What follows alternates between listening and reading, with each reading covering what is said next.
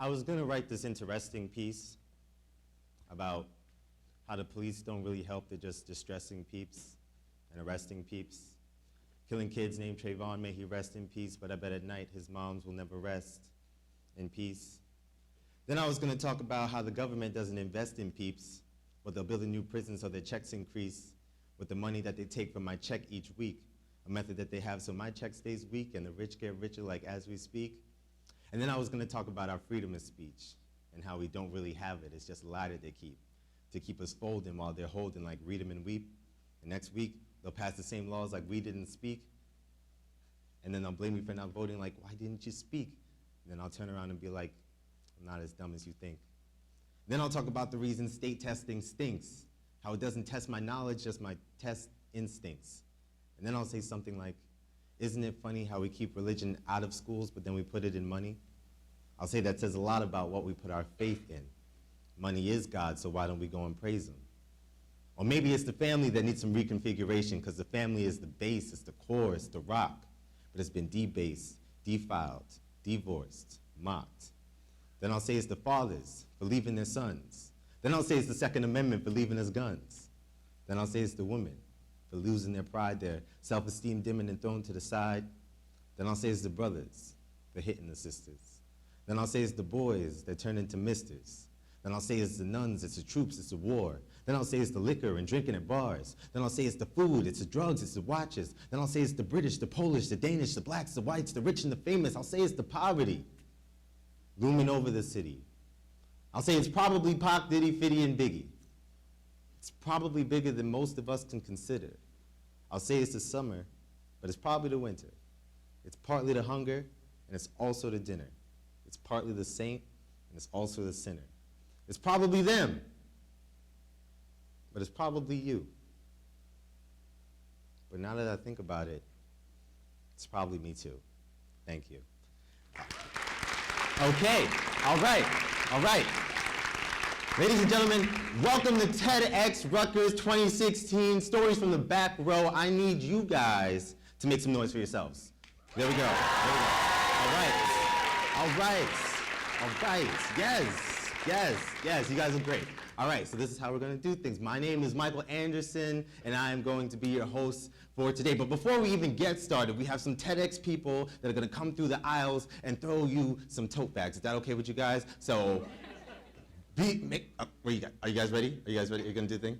Are you going to do it? All right, you ready? They're going. They're going to do it. So, stand up and put your hands out and see if you can catch it. Oh, there they go. They're already throwing them. There it is. Is that all? All right, sit down. Okay, all right. Okay. So there'll be more raffles and awards given out later. I don't know how many people got tote bags. I can't see because it's a blur. All right, so today we're here to celebrate stories and the magic of storytelling, okay? We listen to stories every single day. We tell each other stories, and we imbibe them all the time. We are always listening to stories. But today we're here to celebrate the stories from the back row. And what do we mean by that? All right, so this is how you should picture it. So you're in class, right? And there's the students that always sit in the front row. They always get to class on time. But who sits in the back row?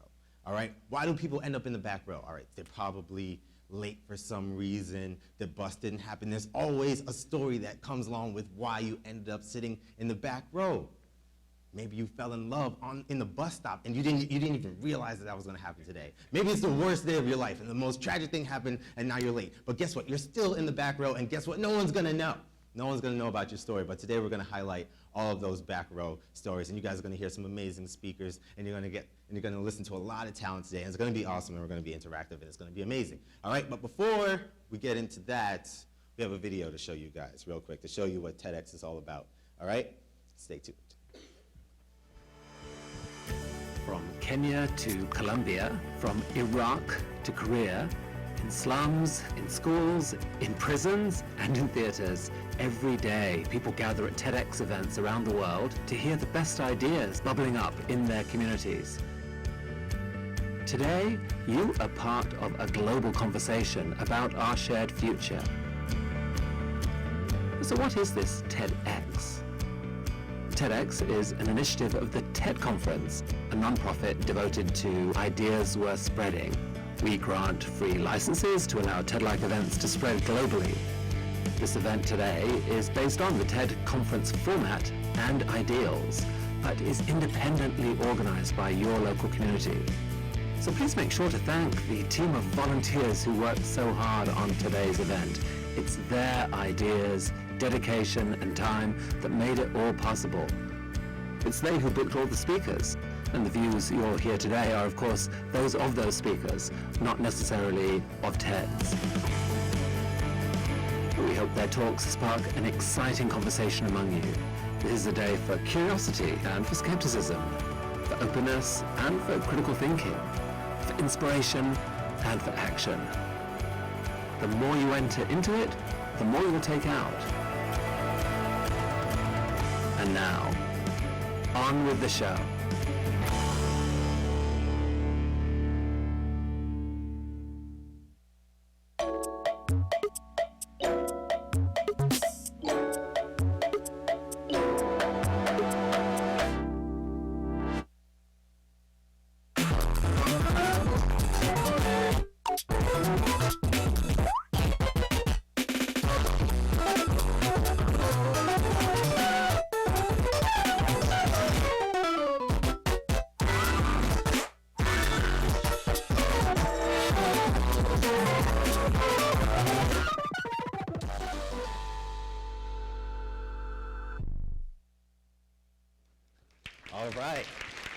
All right.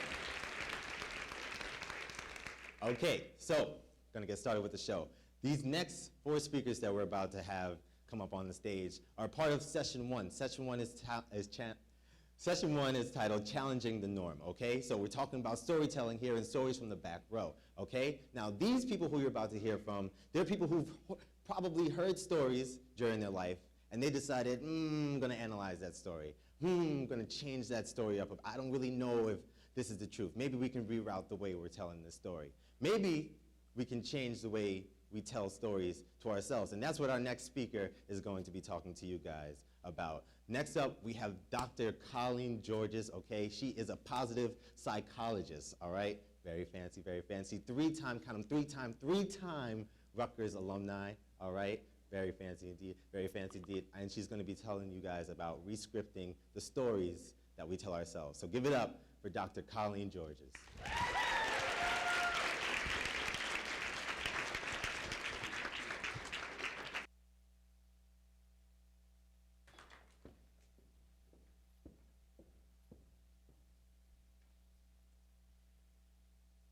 So in the weeks leading up to this talk, I began to fantasize about how the heck I could get out of this talk.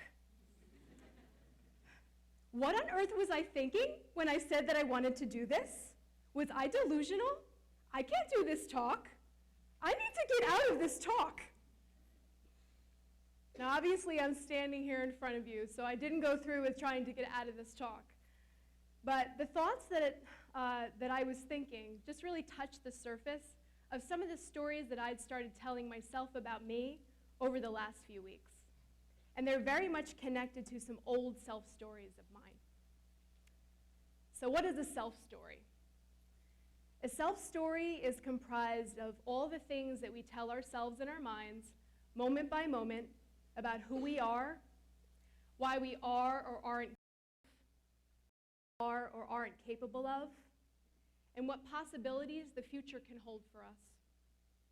The stories we tell ourselves through our internal dialogue have a significant impact on our emotional states, as well as the lives that we allow ourselves to live. The self-stories that I'd been scripting about me are the reasons that I wanted to run far away from this event today. And I can tell you that if this were 15 years ago, I would have run away. At that time, I had such a debilitating belief that I would surely pass out or maybe just drop dead altogether if required to stand in front of a group of people and speak. So much so that in graduate school, I bailed at the very last minute to substitute teach a class for a mentor of mine while she was away at a conference. I had been her research assistant for 3 years, and our relationship really never was the same after that. So my fears and my negative self-stories ultimately had a larger impact. But this was just one of many ways that telling myself that I wasn't good enough significantly impacted my life in a negative way, especially while I was in high school, college, and early graduate school. Telling myself that I wasn't smart enough and that my opinion didn't matter meant that I rarely spoke up for what I believed in, especially in my relationships. Telling myself that my flaws and my mistakes defined me meant that I spent a lot of my time beating myself up over my weaknesses and over my choices. And telling myself that problems of the past were simply the foreshadowing of more problems to come meant that I often feared, worried about, and desperately wanted to control the future.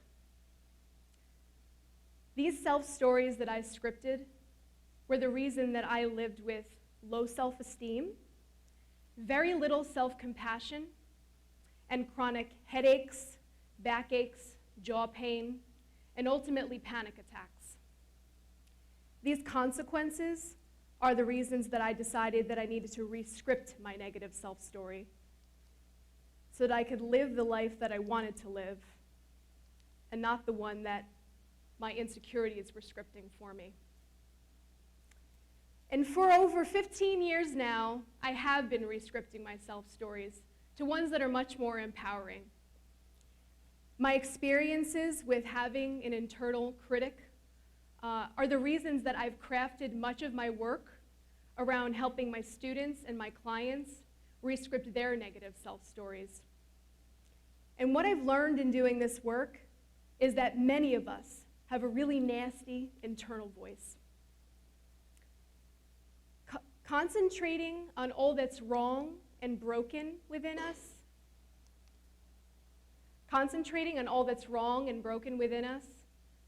can become almost automatic, and it has dire consequences. It significantly impacts our emotional state.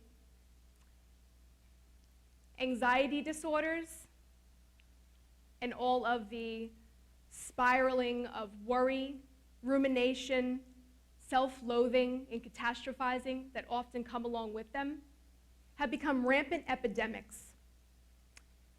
Anxiety disorders are the most common mental health concerns in the US, impacting 40 million people, with major depressive disorder not far behind, impacting 14 million people.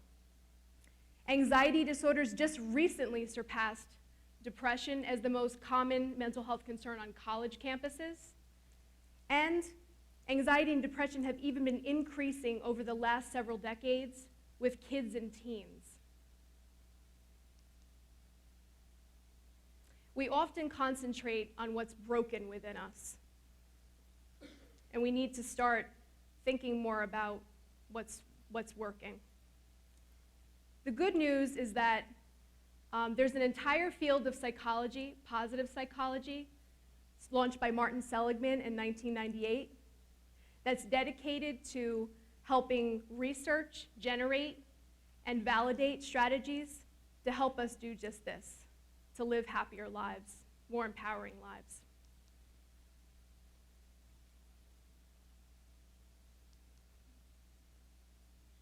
Some of my slides are out of order here.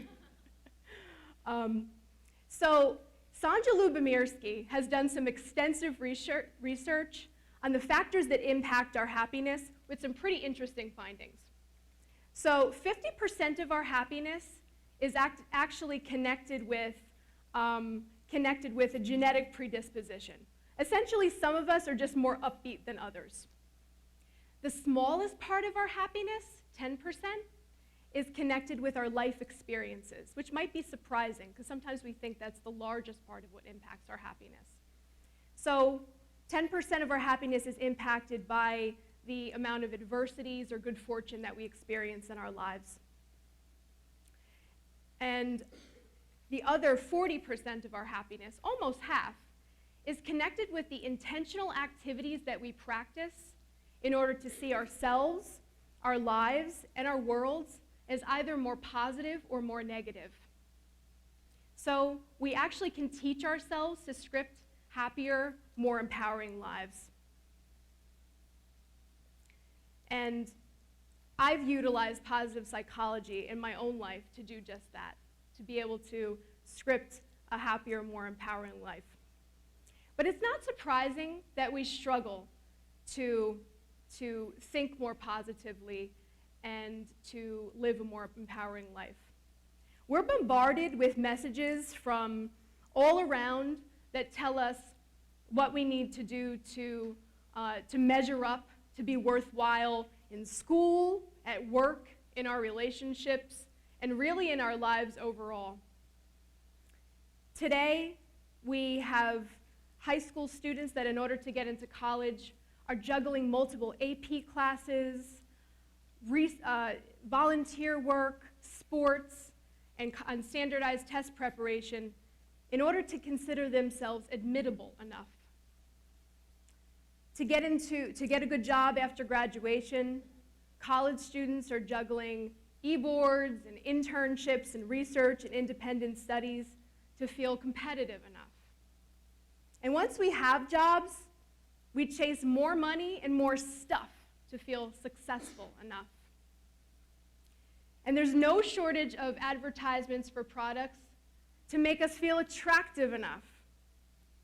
And then we have pharmaceutical commercials, which remind us of all the other things that could be potentially wrong with us, so we can diagnose ourselves with various illnesses based on a description of symptoms. Fortunately, we know how those pharmaceutical commercials end. If you've seen them, they kind of ruin it at the end, any chance you'd want to take their pill when they rattle off like 50 different things that could go wrong if you take it, like hallucinations, heart attack, aneurysm, dizziness, nausea, or death. So why should we bother trying to re-script our self-stories when we probably could continue to be bombarded with impending stories of doom? Well, we do have, as I shared, quite a bit of impact on our happiness. And 40% of that happiness is within our control, is within things that we can do. Positive psychology, as I mentioned, has many, many tools that allow us to do that. That's where I began re-scripting my self-story, through tools of positive psychology. And I began with the practice of gratitude. So when I was at my absolute worst point, in my mid-20s, of having multiple panic attacks a day, I sought help through therapy, and I also sought help in where I often would go, the bookstore. So when I entered Barnes & Noble that day, I didn't know what I was looking for. I just figured I'd know when I saw it. And then a title kind of jumped out at me. It was Louise Hay's Gratitude, A Way of Life. In it, people shared their stories about how beginning the practice of gratitude had completely transformed their lives. And I decided that it was worth a try. So I started that practice of gratitude by trying to count my blessings before I went to sleep at night, and by trying to pay more attention during the day of good things that were happening to me. This was surprisingly much more difficult than I had anticipated. I had spent so many years of my life telling myself that I didn't have enough good within me or around me, that's pretty much what I saw when I looked at my world. I'd also spent so much time ruminating over the past or catastrophizing over the future that honestly, the present just kind of drifted right by me. It was beginning the practice of gratitude that forced me to stay in the present moment and allowed me to really see the good. And after some practice, I began to see it. Someone opened the door for me at the store. Another person let me make a left turn while I was driving. I had a cool conversation with a stranger while I was in line waiting for coffee. These little blessings happened because somebody decided to be kind. And as I paid attention, I began to realize that these little blessings actually happen pretty frequently. This was the beginning of me re-scripting my negative self-stories. Practicing gratitude allowed me to really genuinely appreciate my parents, my other family members, my friends, my educational and career opportunities, and even my flaws, my struggles, and my mistakes, because I finally realized that they gave me wisdom that I could use in the future and that I could share with others. Now, after practicing gratitude for many, many years, I actually find it much harder not to see all the good. And as the mom of an almost 7-year-old, I've had the last year and a half since my son Josh was 5.5 years old, where I've been able to practice that nightly gratitude with him every night, in hopes that it will help him see himself as someone who is enough and who has enough. But it's not just me and Josh that gratitude practice works for. So here at the Rutgers Graduate School of Education, I created and I've taught a positive counseling class where I've had my students do 2 gratitude exercises. One where they keep a journal of 3 things that they're grateful for each day for 4 consecutive weeks, and another where they write a letter of gratitude to someone who's important to them, and they read it to that individual in person. Some of the things that my students have shared with me about the practice of gratitude, of course that it was hard at first, but that it helped them start to look for what was right in their day instead of what was wrong. It overall increased their awareness of the positive in their days and in their lives. It helped them look for the good even in challenges that they were facing. It helped them feel more optimistic and more excited about the next day. And it made them say thank you to people more frequently. Leading gratitude researchers like Robert Emmons, Jeffrey Froh, and Giacomo Bono have found that those who practice gratitude, both kids and adults, experience benefits like greater self-acceptance, greater self-worth, resilience, optimism, and happiness, as well as reduced anxiety, envy, resentment, regret, and depression, just to name a few benefits. I can say that it's certainly done all of the above for me. Gratitude helps us re-script our self-stories from a theme of having less than enough to one of having more than enough. All those years ago, I also started a practice of trying to catch and reframe my negative thinking as it was happening. Our self-stories can become so ingrained and so automatic that sometimes we don't even catch the negativity of our internal dialogue until we're in like full swing catastrophe mode. I often work with my clients to help them track their negative thoughts, and then we work together to analyze patterns, challenge logic, re-script those self-stories with more rationality and positivity, and plan actions to address only what's in their immediate control. Research has also found that challenging and reframing our thoughts like this significantly reduces anxiety. In essence, it really just teaches us to speak more kindly to ourselves. Another practice that we can utilize to re-script our self-stories is by beginning to assess our strengths, think about how we're already using those strengths, and plan ways to use those strengths more intentionally. We often ask ourselves the question, what's wrong with me? I always think we need to start asking ourselves instead, what's right with me? We grow up, I think many of us have been told, don't brag about yourself, don't have a big ego. I think that these messages almost kind of make us get to a point where we feel uncomfortable thinking about what we're good at, that there's some fear that maybe if we were to think about our strengths, we might turn into like horrible narcissists overnight. We won't. When we know what we're good at, we can use our strengths at work and in the community to do good. Martin Seligman and other researchers have found that when we use our strengths in new and different ways every day, our happiness shoots up and levels of depression go down. The other really cool thing about knowing your strengths is that once you do, it makes it that much easier to jump into opportunities of growth that terrify us. We can use our strengths to overcome our challenges. So all those years ago, after I bailed on my mentor to substitute teach her class, I took an opportunity to co-teach an undergraduate course at Douglas College, at Douglas DRC now. And I continue to be so grateful to my other mentor who gave me this opportunity.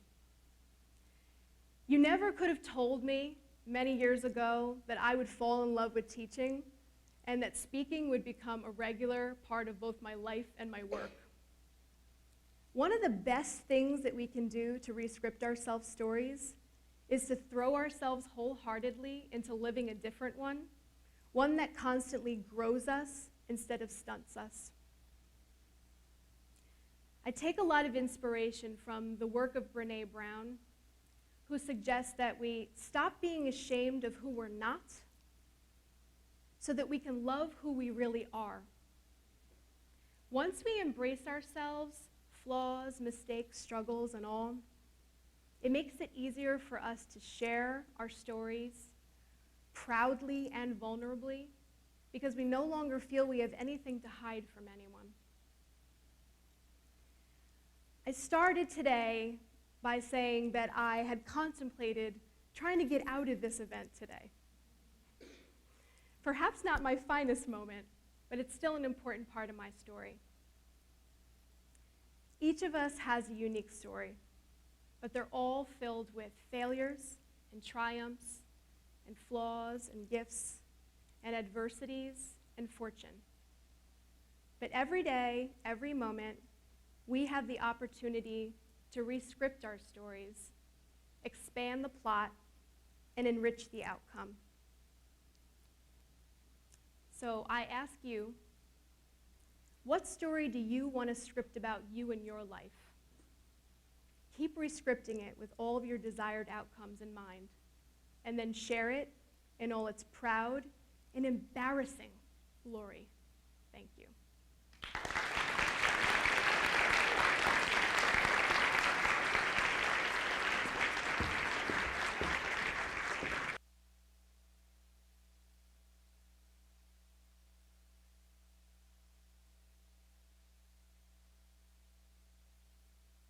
Yes, ladies and gentlemen, yes, yes.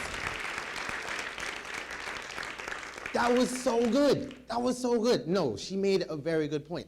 Why do we dislike confident people?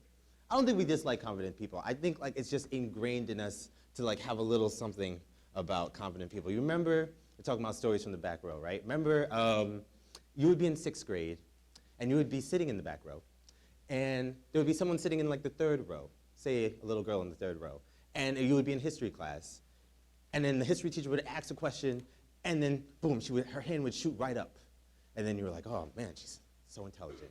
And then history teacher asked another question, boom, her hand again, and you were like, okay, all right, okay, 3rd question, bam, again, and then you had this little envy for no reason. She was just displaying her confidence in her ability to answer the question, but for some reason there was this tinge, maybe it was just me, okay, but for some reason there was this tinge about her confidence that we didn't like just naturally, and where do we get that from? That's weird, and what Dr.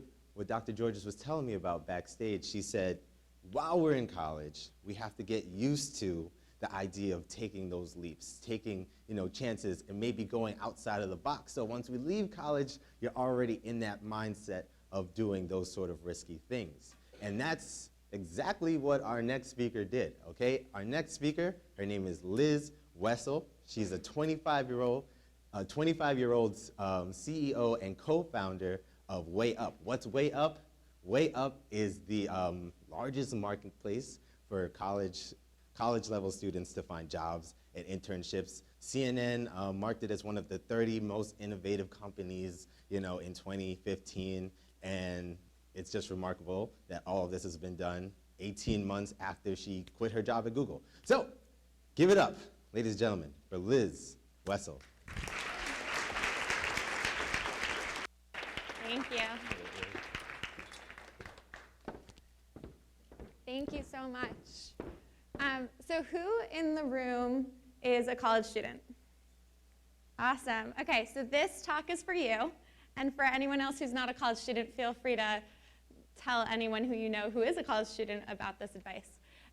So I'm here to talk to you guys today about 7 things that I hope all of you do before you graduate. So I'm passionate about this talk for 2 main reasons. The first reason is that I quit my job at Google, as he mentioned, to start an entire company just around one of these 7 things, and it's the 7th one. And then the second reason is because I have too many friends who have graduated from school after spending hundreds of thousands of dollars on their education, after spending 4 years of their life, if not more, on their education, and then they come and they tell me how much they regret not doing something. And I don't want anyone in this room to feel that way, ever. So I'm going to tell you the 7 things that I hear most often. So the first one is cold email. So I am like obsessed with cold emailing. So first of all, what does it mean to cold email? So a cold email is when you send an email to someone who you've never met. You could email me and we've never met. You might be hearing me talk, but we haven't met.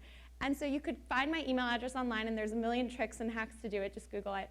And then you can cold email me. And when you cold email someone who maybe you respect, a role model, someone you want to get advice from, someone you want to hear their story about, I'm telling you right now, it's something that's so special because you realize that everyone in this world just wants to help, or most people in this world just want to help each other. And so I'll give you my example. In college, senior year, I had 2 job offers. One was at Google as a product marketing manager, and one was at a venture capital fund. I didn't even know what marketing or venture capital was for the most part, but I knew I had these 2 job offers. All I knew was that a few years after that, I wanted to start a company. So I couldn't figure out which would be the better path. Would it be going to venture capital, where I'd get to work with entrepreneurs, or would it be going to a big tech company that is far from a startup? And so I actually cold emailed a big venture capitalist, this guy named Roelof Botha, who's like top 10 in the world.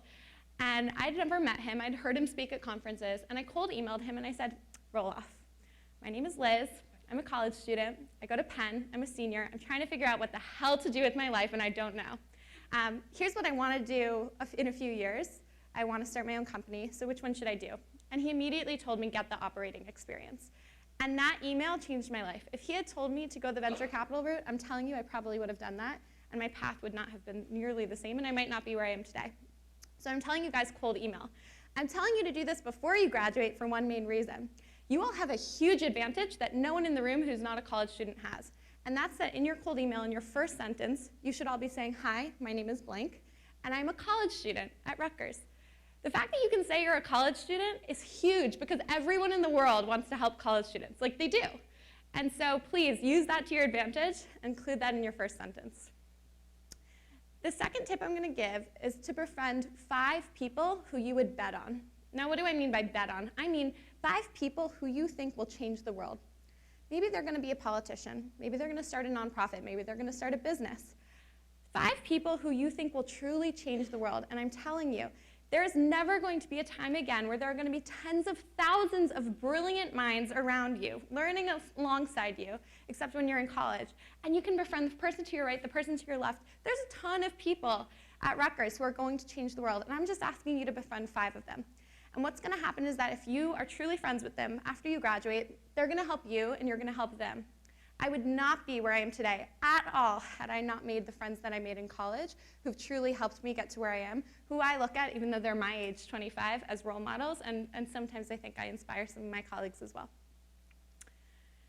The next tip I'm going to give is to take a class that teaches a practical skill. So this one might be a little more controversial, but I studied political science, mathematics, and Japanese. Now, in political science class, you learn a lot about politics, and you might learn a little bit about debating, but not really that much. In math, I love math. I'm a huge math junkie. But honestly, when was the last time I did an algorithm, had anything to do with math class in my day-to-day work? Almost never. And Japanese, it's a good skill, but I don't actually live in Japan, and I never have to speak Japanese. Thank goodness, because my skills have really deteriorated in that department. So what I will say is that I took one graphic design class in college, and that one graphic design class has helped me in my day-to-day life more than all of my other classes combined. And I'm not saying that those classes aren't extremely valuable. I learned so much, and I had a great time in college because I studied what I loved. But at the end of the day, that graphic design class has helped me so much. My co-founder took a negotiation class. He's the guy who negotiates when we get term sheets from venture capital funds. He's helping me negotiate the terms on those term sheets because he knows like the actual method that you do, and oh, it's a secret, but you actually do this, etc.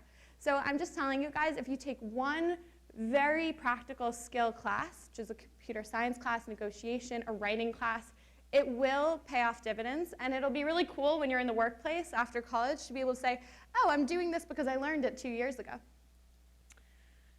The next tip I'm going to give is to start something. Start anything. Start a conference, a TEDx. Well, it's already been done, so don't start that. Start an extracurricular club. Start a business. And I'm going to tell you 3 reasons that you should start something. Reason number 1 is that it's going to leave a legacy. And honestly, this is like a selfish one. It's just really cool to come back to campus a few years later and see that something you started is still happening. It's just really cool. Reason number 2 is that it's an amazing experience to be able to see how difficult it is to project manage and execute on something. Once you get into the real world again, and I call it the real world because I always felt like college was this like fake world of fun and learning and education, and making friends and always seeing them. Real world, you're like all of a sudden, doing all these things that don't involve any of what I just talked about. And so at the end of the day, and the adults in the room are laughing because they know it's true. At the end of the day, as I was saying on point number 2, you're going to learn how to execute.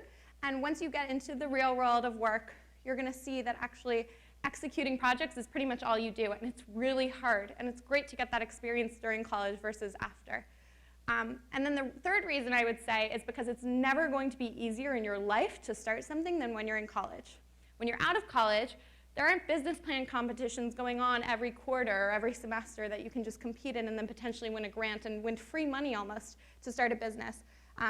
There aren't deans who are here to support you and help you start an entire conference and give you an auditorium for free.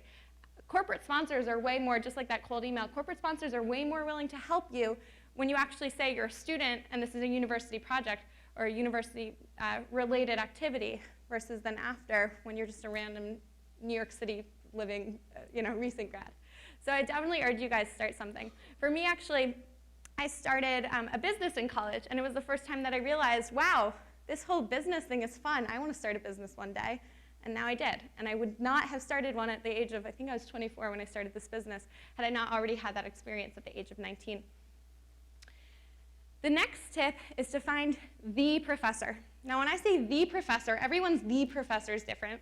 But for me, it was who is like the top-ranked professor in this specific category. So I wanted to study entrepreneurship.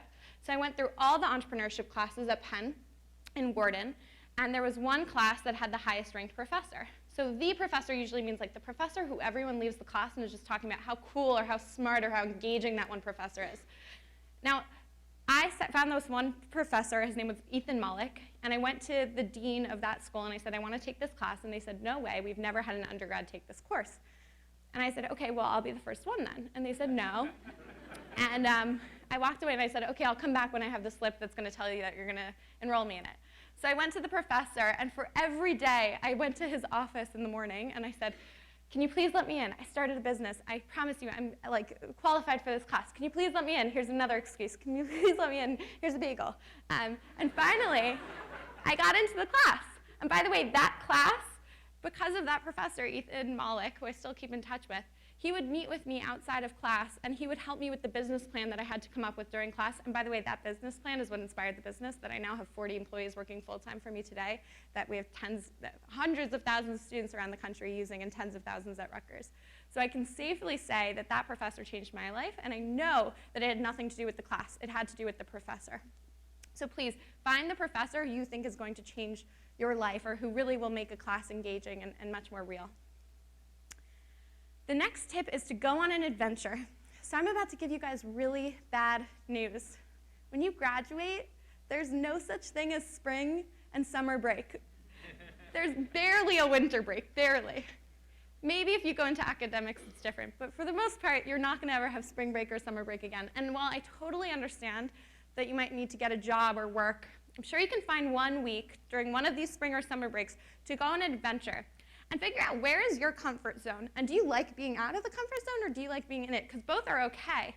But what do you enjoy doing? You're never going to have this opportunity to just be completely carefree and not have to worry about that one assignment that's not class assignment, work assignment that's going to be due and your boss is going to be texting you and all these things are going to be happening. You can just be completely carefree. It's spring break. Take a break. Go for an adventure. You can go on a road trip with friends. You can go study abroad for a semester. I actually lived abroad in Japan one summer in college, my sophomore summer. I got an internship in Tokyo, and it was because of that internship that I actually realized I wanted to work abroad when I was older. And so I did. My second year at Google, I moved to India, and I led a brand team in India. And that was amazing, and I promise you, I never would have moved to India. I'd never been to India. I would have never moved to India had I not had that abroad experience during college. So not everyone can live abroad, but try to get some kind of an adventure out of college. The 7th tip, and this is a little bit self-serving, but I promise it's a real one. It's why I quit my job at Google just to start a business around it, is that you should all try to get work experience. Now, when I say get work experience, I don't just mean have one internship that you do every single summer, or be a camp counselor every summer, or be a receptionist at the local dentist every weekend. Try to get as many work experiences as you can, and I'll tell you why. When you graduate from college, if you get a new job, if you have a new job every 6 months, that looks really bad. But during college, you're totally okay to have a new internship every summer. You're totally okay to have a new job every year of college, maybe even every semester. I can't tell you enough that this is the time where you should be trying to figure out what you love doing, what you hate doing, what you're good at, what you're bad at. I'm seeing some of the people in the room who are not students nodding their head, and I promise you, all of us agree. This is the time to figure out what you want to do with at least with the next couple of years. I'm not going to say with your life. For me, I actually got approached my sophomore year of college by a Fortune 500 company, Anheuser-Busch, and they're a manufacturer of beer. They make Budweiser and a bunch of other beers. I don't know why they approached me. I think it was a mistake, actually. But they asked me to be a campus ambassador for them. Now, first of all, I didn't know what marketing was because they said it'd be marketing. I thought marketing is making TV commercials, and I was like, why did they want a math and poli-sci major to make TV commercials for them? I also didn't drink beer. I was a Blue Moon fan a little bit, but they don't own Blue Moon, so I didn't understand why they were reaching out to me. And so I'm doing this job, and all of a sudden I realized that I love marketing. I loved what I was doing for them. I was learning about grassroots marketing. I was learning about how to speak publicly about this company that I barely knew anything about. It was really amazing. And it was because of that experience that senior year, I ended up deciding I wanted to work in marketing, and I went to Google as product marketing manager. It's also because of this experience that I decided I would quit that job at Google a few years later and start a company so that all of you guys could actually get this work experience. So I can't urge you enough, get work experience. And I said I would only give 7 tips, but I'm going to give an 8th one because at the end of the day, nothing ever actually goes the way it should go. So I'm going to give an 8th one, and that's be grateful. I enjoyed college, and I still enjoy life so much because I'm so grateful for all the opportunity I have. And if any of you guys are sitting there thinking, yeah, but my life is so tough, you're sitting in a room, you've probably eaten food in the last 24 hours, you're probably going to Rutgers, based on the show of hands. You go to Rutgers, which is a top school in the world, and you're getting an education taught by world-class professors. You should feel so grateful for the opportunities that you've had. And if you start thinking about everything in a way that, wow, I'm so grateful for this or for that, it might seem silly, but the world is going to be a lot friendlier of a place towards you, and these 7 tips are going to feel like a breeze. So thank you so much for taking the time. I'm very grateful to you, and I hope you enjoy the rest of college.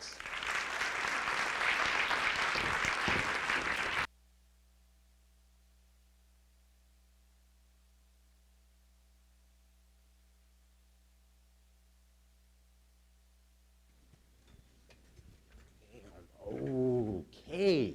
All right. Give it up again for Liz Wessel, ladies and gentlemen. Are you guys having a good time? Yeah. All right. Just checking. All right, we got more for you. All right, so we're going to switch it up a little bit. We're going to switch it up, and we're going to show you another TED Talk. But no one's going to come up here. We're going to watch it together up here, all right? Now, how many of you have looked at a flag today? A flag. Any flag. You saw a flag today. That's good. Yeah. Okay, you guys don't know how much time goes into making a flag. Okay, so we're here at TED, and the T stands for technology, education, and design. Okay, all right, some of y'all were tripping, see? All right, so the next video, it's going to teach you a little something interesting about flags. Okay.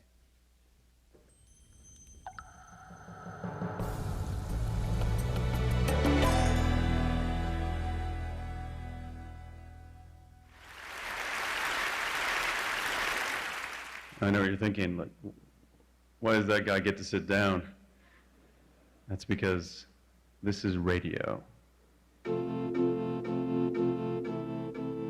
I tell radio stories about design, and I report on all kinds of stories, buildings and toothbrushes and mascots and wayfinding and fonts.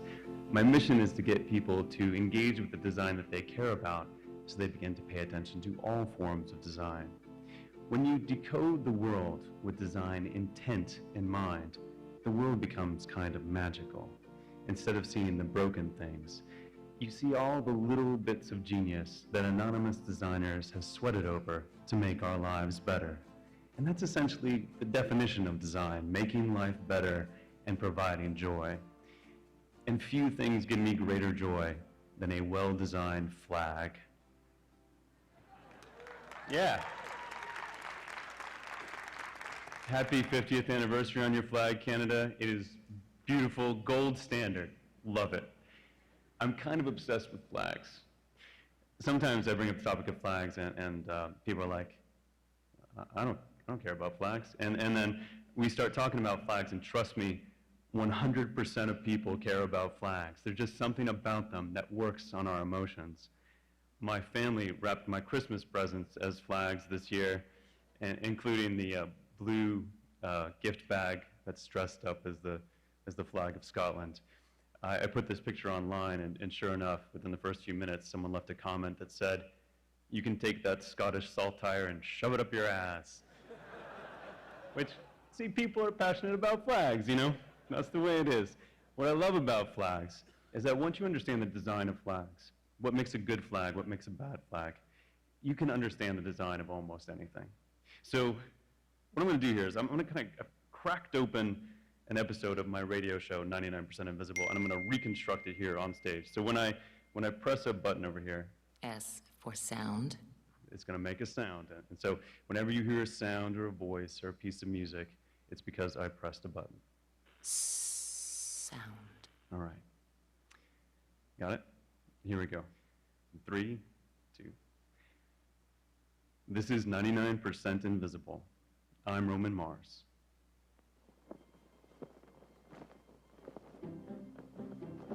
The 5 basic principles of flag design. According to the North American Vexillological Association. Vexillological. Vexillology is the study of flags. It's that extra lull that makes it sound weird. Number 1, keep it simple. The flag should be so simple that a child can draw it from memory. Before I moved to Chicago in 2005, I didn't even know cities had their own flags. Most larger cities do have flags. Well, I didn't know that. That's Ted K, by the way. Hello, He's a flag expert. He's a totally awesome guy. I'm Ted Kay. I have edited a scholarly journal on flag studies, and I'm currently involved with the Portland Flag Association and the North American Vexillological Association. Ted literally wrote the book on flag design. Good flag, bad flag. It's more of a pamphlet, really. It's about 16 pages. Yes, it's called Good Flag, Bad Flag, How to Design a Great Flag. And that first city flag I discovered in Chicago is a beaut. White field, 2 horizontal blue stripes, and 4 6-pointed red stars down the middle. Number 2, use meaningful symbolism. The blue stripes represent the water, the river, and the lake. The flag's images, colors, or patterns should relate to what it symbolizes. The red stars represent significant events in Chicago's history. Namely, the founding of Fort Dearborn on the future site of Chicago, the Great Chicago Fire, the World Columbian Exposition, which everyone remembers because of the White City, and the Century of Progress Exposition, which no one remembers at all. Number 3, use 2 to 3 basic colors. The basic rule for colors is to use 2 to 3 colors from the standard color set: red, white, blue, green, yellow, and black. The design of the Chicago flag has complete buy-in with an entire cross-section of the city. It is everywhere. Every municipal building flies the flag. Like, there's probably at least one store in every block near where I work that sells some sort of Chicago flag paraphernalia. That's Wet Moser from Chicago Magazine. Today, just for example, I went to get a haircut, and when I sat down in the barber's chair, there was a Chicago flag on the box that the barber has kept all his tools in, and then in the mirror, there was the Chicago flag on the wall behind me. When I left, a guy passed me who had a Chicago flag badge on his backpack. It's adaptable and remixable. The 6-pointed stars in particular show up in all kinds of places. The coffee I bought the other day had a Chicago star on it. It's a distinct symbol of Chicago pride. When a police officer or a firefighter dies in Chicago, often it's not the flag of the United States on his casket. It can be the flag of the city of Chicago. That's how deeply the flag has gotten into the civic imagery of Chicago. And it isn't just that people love Chicago and therefore love the flag. I also think that people love Chicago more because the flag is so cool. A positive feedback loop there between great symbolism and civic pride. Okay, so when I moved back to San Francisco in 2008, I researched its flag because I had never seen it in the previous 8 years I lived there. And I found it, I am sorry to say, sadly lacking. I know. It hurts me too. Well, let me start from the top. Number 1, keep it simple. Keeping it simple. The flag should be so simple that a child can draw it from memory. It's a relatively complex flag. Okay, here we go. Okay, the main component of the San Francisco flag is a phoenix representing the city rising from the ashes after the devastating fires of the 1850s. A powerful symbol for San Francisco. I still don't really dig the phoenix. Design-wise, it manages to both be too crude and have too many details at the same time, which if you were trying for that, you wouldn't be able to do it. And it just looks bad at a distance. But having deep meaning puts that element in the plus column. Behind the phoenix, the background is mostly white. And then it has a substantial gold border around it. Which is a very attractive design element. I think it's okay, but here come the big no-nos of flag design. Number 4, no lettering or seals. Never use writing of any kind. Underneath the phoenix, there's a motto on a ribbon that translates to gold in peace, iron in war. Plus, and this is the big problem, it says San Francisco across the bottom. If you need to write the name of what you're representing on your flag, your symbolism has failed. The United States flag doesn't say like USA across the front. In fact, country flags, they tend to behave. So like hats off to South Africa and Turkey and Israel and Somalia and Japan and Gambia. There's a bunch of really great country flags, but they obey good design principles because the stakes are high. They're on the international stage. But city, state, and regional flags are another story. There is a scourge of bad flags, and they must be stopped. That is the truth, and that is the dare. The first step is to recognize that we have a problem. A lot of people tend to think that good design is just a matter of taste. And, and quite honestly, sometimes it is, actually. But sometimes it isn't, all right? Here's the full list of NAVA flag design principles. The 5 basic principles of flag design. Number 1, Keep it simple. keep it simple. Number 2, Use meaningful symbolism. number 3, Use 2 to 3 basic colors. number 4, No lettering or seals, never use writing of any kind. because you can't read that at a distance. Number 5, And be distinctive. All the best flags tend to stick to these principles. And like I've said before, like most country flags are okay. But here's the thing. If you showed this list of principles to any designer of almost anything, they would say these principles, simplicity, deep meaning, having few colors or being thoughtful about colors, uniqueness, don't have writing you can't read, all those principles apply to them too. But sadly, good design principles are rarely invoked in US city flags. Our biggest problem seems to be that fourth. We just can't stop ourselves from putting our names on our flags, or like little municipal seals with tiny writing on them. Here's the thing about municipal seals. They were designed to be on pieces of paper where you can read them, not on flags 100 feet away flapping in the breeze. So here's a bunch of flags again. Vexillologists call these SOBs, seals on a bed sheet. And if you can't tell what city they go to, yeah, that's exactly the problem, except for Anaheim, apparently. They fixed it. These flags are everywhere in the US. The European equivalent of the municipal seal is the city coat of arms. And this is where we can learn a lesson for how to do things right. So this is the city coat of arms of Amsterdam.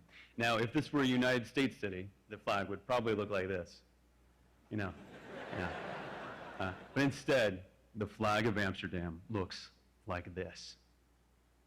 Rather than plopping the whole coat of arms on a solid background and writing Amsterdam below it, they just take the key elements of the escutcheon, the shield, and they turn it into the most badass city flag in the world.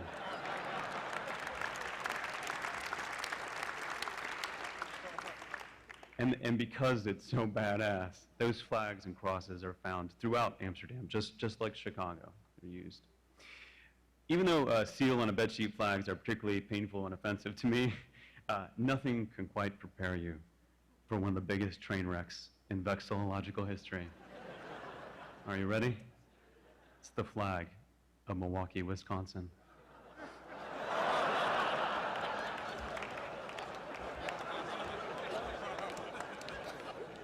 I mean, it's distinctive.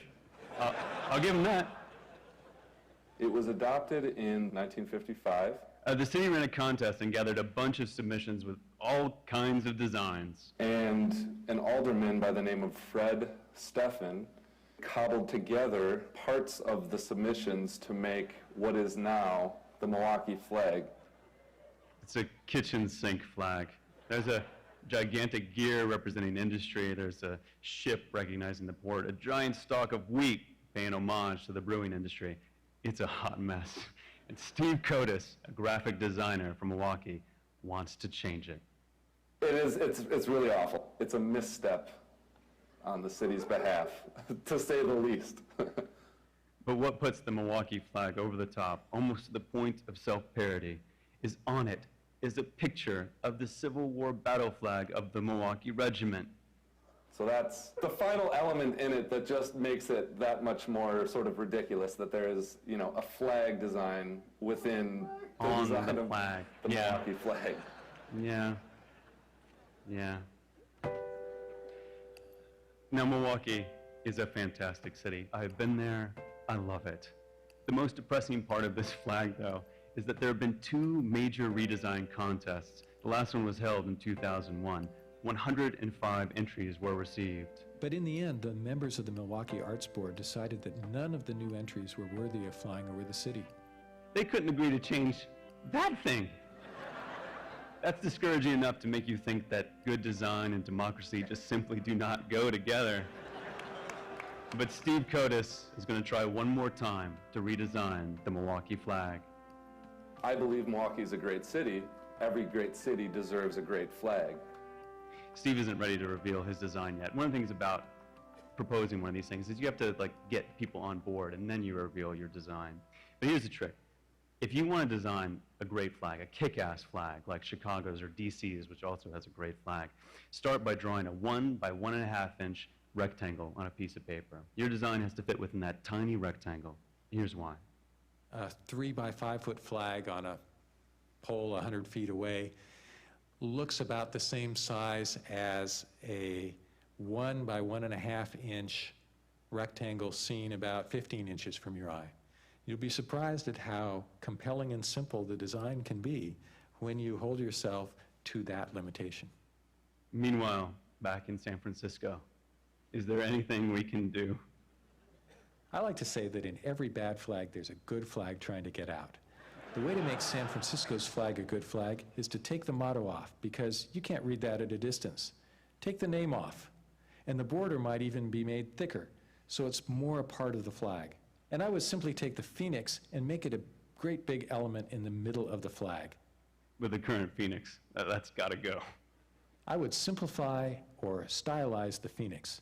Depict a big, wide-winged bird coming out of flames. Emphasize those flames. So this San Francisco flag was designed by Frank Camaro based on Ted K's suggestions. I don't know what he would do if he was completely unfettered and didn't follow those guidelines. Fans of my radio show and podcast, they've heard me complain about bad flags. They've sent me other suggested designs. This one's by Neil Mussett. Both are so much better. And I think if they were adopted, I would see them around the city in my crusade to make flags of the world more beautiful. Many listeners have taken it upon themselves to redesign their flags and look into the feasibility of getting them officially adopted. If you see your city flag and like it, fly it. Even if it violates a design rule or two, I don't care. But if you don't see your city flag, maybe it doesn't exist, but maybe it does, and it just sucks. And I dare you to join the effort to try to change that. As we move more and more into cities, the city flag will become not just a symbol of that city as a place, but also it could become a symbol of how that city considers design itself. Especially today, as the populace is becoming more design aware, and I think design awareness is at an all-time high. A well-designed flag can be seen as an indicator of how a city considers all of its design systems, its public transit, its parks, its signage. It might seem frivolous, but it's not. Often when city leaders say, we have more important things to do than worry about a city flag, my response is, if you had a great city flag, you would have a banner for people to rally under to face those more important things.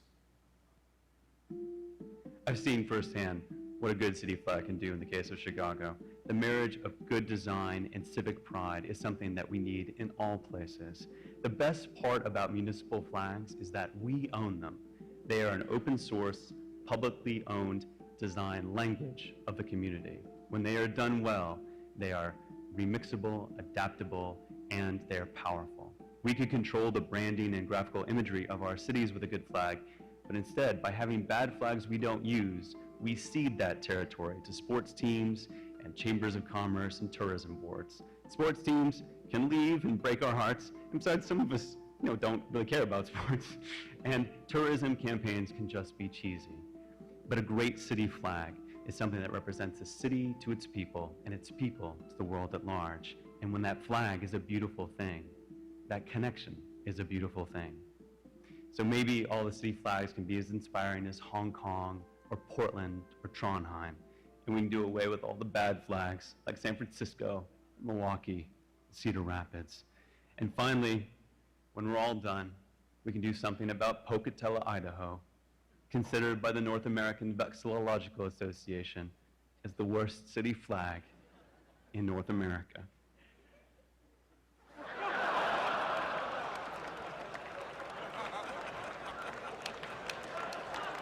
Yeah.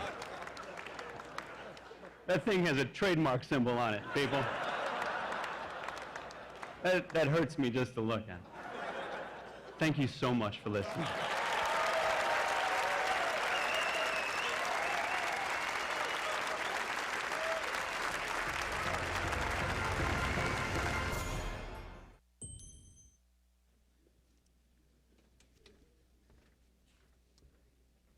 Okay, so you guys like that? Did you enjoy Chris Anderson? Yeah, you like that? Nerds, all of you. No, I was laughing too. I saw you guys laughing about the nuances of flag design. Nerds. Okay, so the next speaker we have up goes by the name of Aaron Kafitz. Okay, now Aaron has a PhD in cognitive science, but he also teaches improv. And he's written for some places, I don't know, Comedy Central, MTV, The Onion, and various other places. And he's here to talk to you all today. So, without further ado, Aaron Kafitz, talking to you guys about finding your raptor.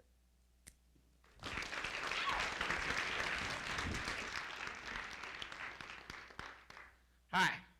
Oh, loud. I'm Aaron Kafitz. I am a very moderately successful filmmaker, And as mentioned earlier, I'm a PhD in cognitive psychology from here at Rutgers.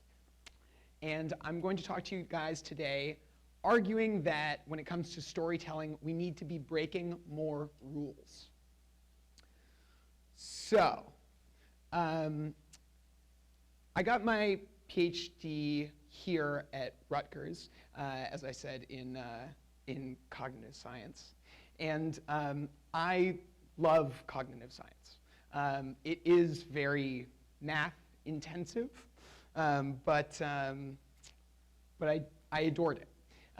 And now you may be thinking, it's a bit odd, right? Obviously, I care a lot about entertainment and the arts, and I also love math. Well, I'm a bit of a contrarian. I love rules, and I'm a contrarian. Now you're thinking to yourselves, he's both a contrarian and he loves rules? That doesn't make any sense. And the contrarian in me tells you, exactly. Yeah, you weren't expecting that from a contrarian. So, being a contrarian is very good for a scientist. Science essentially runs on skepticism, and I have skepticism in spades. I'm very good at doubting things. I mean, name it and I can doubt it. I doubt my own emotions often. I feel happy, and then I'm like, well, do I really feel happy? All I know is that I'm having the thought that I feel happy. I can commit to that. Anyway, it's a real fun time up in here. I have a good time. So being such a skeptic, how do I go from the world of science to becoming a screenwriter? Well, naturally, you get textbooks on the art that you're trying to learn. You read those textbooks cover to cover, and then you know how to do art, right? Then you do the art. Then you are an arter, right? Which is what I did. When I decided I wanted to become a screenwriter, I read every book on story structure I could get my hands on. And they all have a lot of similar points to them. A lot of them have a template for where all of your story beats should go, what order they should go in around where they should come in your story, be it whether you're writing an action movie, or you're writing a rom-com, or a kids movie, or those are the 3 movies that we make now. So that's it. But in principle, it could work for any genre of movie if we decide to make them again. So I read every single one of those, and well, that I could find. And I'd like to see if I can remember very accurately, it's been a little bit for me, exactly how those go. So to test me, can somebody just name a profession that anyone would have? Any profession? Teacher. Great. Love it. Tina's a teacher, and she loves being a teacher, but, oh, okay, here's her problem. Everybody is like so down on her all the time. You know, the parents, she teaches at a private school, and the parents are like always, looking down on her. They're all fancy business people and socialites, and she's just some teacher raising their kids for them. And so, her life's not so great. When an alien ambassador comes and is like, Tina, you didn't know it, you are alien royalty. We're going to whisk you away to an alien planet, and we need you to become queen by Tuesday, because otherwise, they have the same days of the week in the alien planet. We need you to become a queen by Tuesday, because otherwise the High Chancellor will take over the government, and that's going to be bad for everybody. High Chancellor, very evil. So Tina's like, oh, it's very important. Tina has to be like, no, but I can't, my family. And then the visitor goes like, come on. And Tina's like, all right.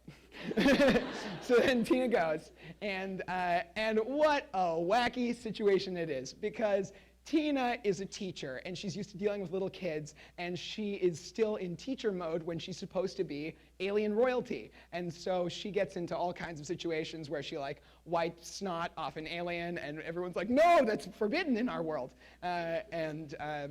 Boy, does she get into some hot water. It's a real fish out of water situation. But then she gradually learns her lessons. She gets the lay of the land. She adjusts to this new world. And finally, she is good enough at alien business to become queen of the alien world. And we do the coronation ceremony. She grabs the scepter, and it looks suspiciously like a piece of chalk. And she's like, I'm now queen. Great. High Chancellor does not become powerful. But then we learn, oh no, Tina becoming queen was actually an evil plot on the part of the visitor who brought her here in the first place. We've been betrayed by this visitor who brought us here in the first place. A move that's never happened in any movie before, and you will never see again. Nobody saw it coming. And so, and actually, wanted to keep democracy out of this alien world. And so Tina's like, oh no, I'm going to team up with the High Chancellor, who I always thought was my enemy, and the two of us have to band together and use all of our alien world knowledge together to fight this evil visitor guy who brought us here in the first place. And so they almost do it, but their plan doesn't work. They're about to lose everything, every single thing. Tina's going to be wiped off the map. The alien world is in a real bad spot. And then that's when Tina marries her knowledge of the alien world with something from who she was at the very beginning in teacher world. She takes that scepter that looked like chalk earlier, and she like draws a diagram with it from the very beginning of the movie, and then that opens a secret trapdoor that the Chancellor falls through, and like she's saved the day. Because she put together who she used to be with who she is now. And now Tina's queen of the alien world and also is the best teacher. End of movie. Cool. Okay. I'm pretty sure that I hit all of the basic beats that are supposed to be in there from these kinds of templates. And we all really want to see that movie, right?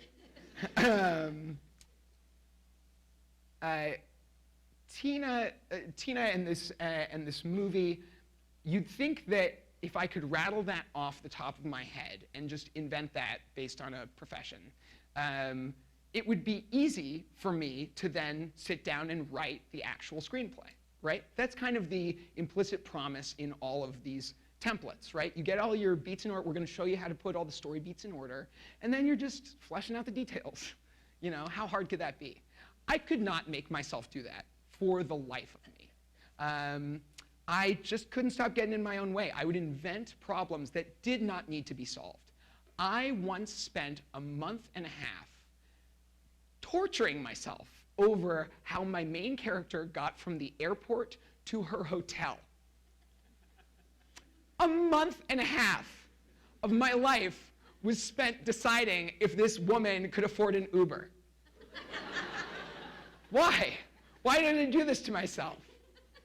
And I went away from it, and then that gave me the perspective to realize that I was trying to write the perfect screenplay. And I was trying to do that by not making any mistakes, by not violating any of the rules that had been laid out for me.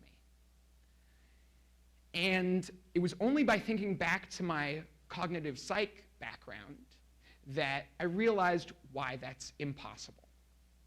Okay, let me say once again that I'm a PhD. I don't get to say that very often, and it's just like the only joy that I get out of it at this point. So I'm going to mention that again. You have to believe me what I say about psychology.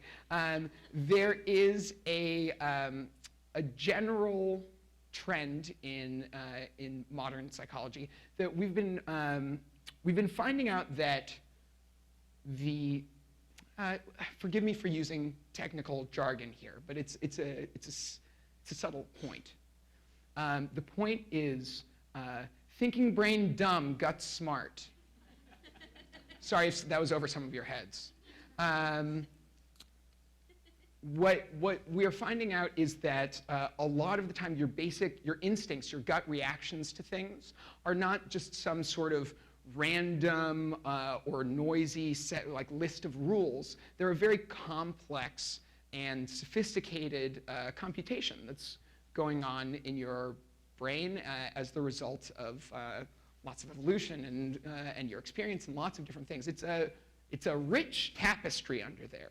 People have made the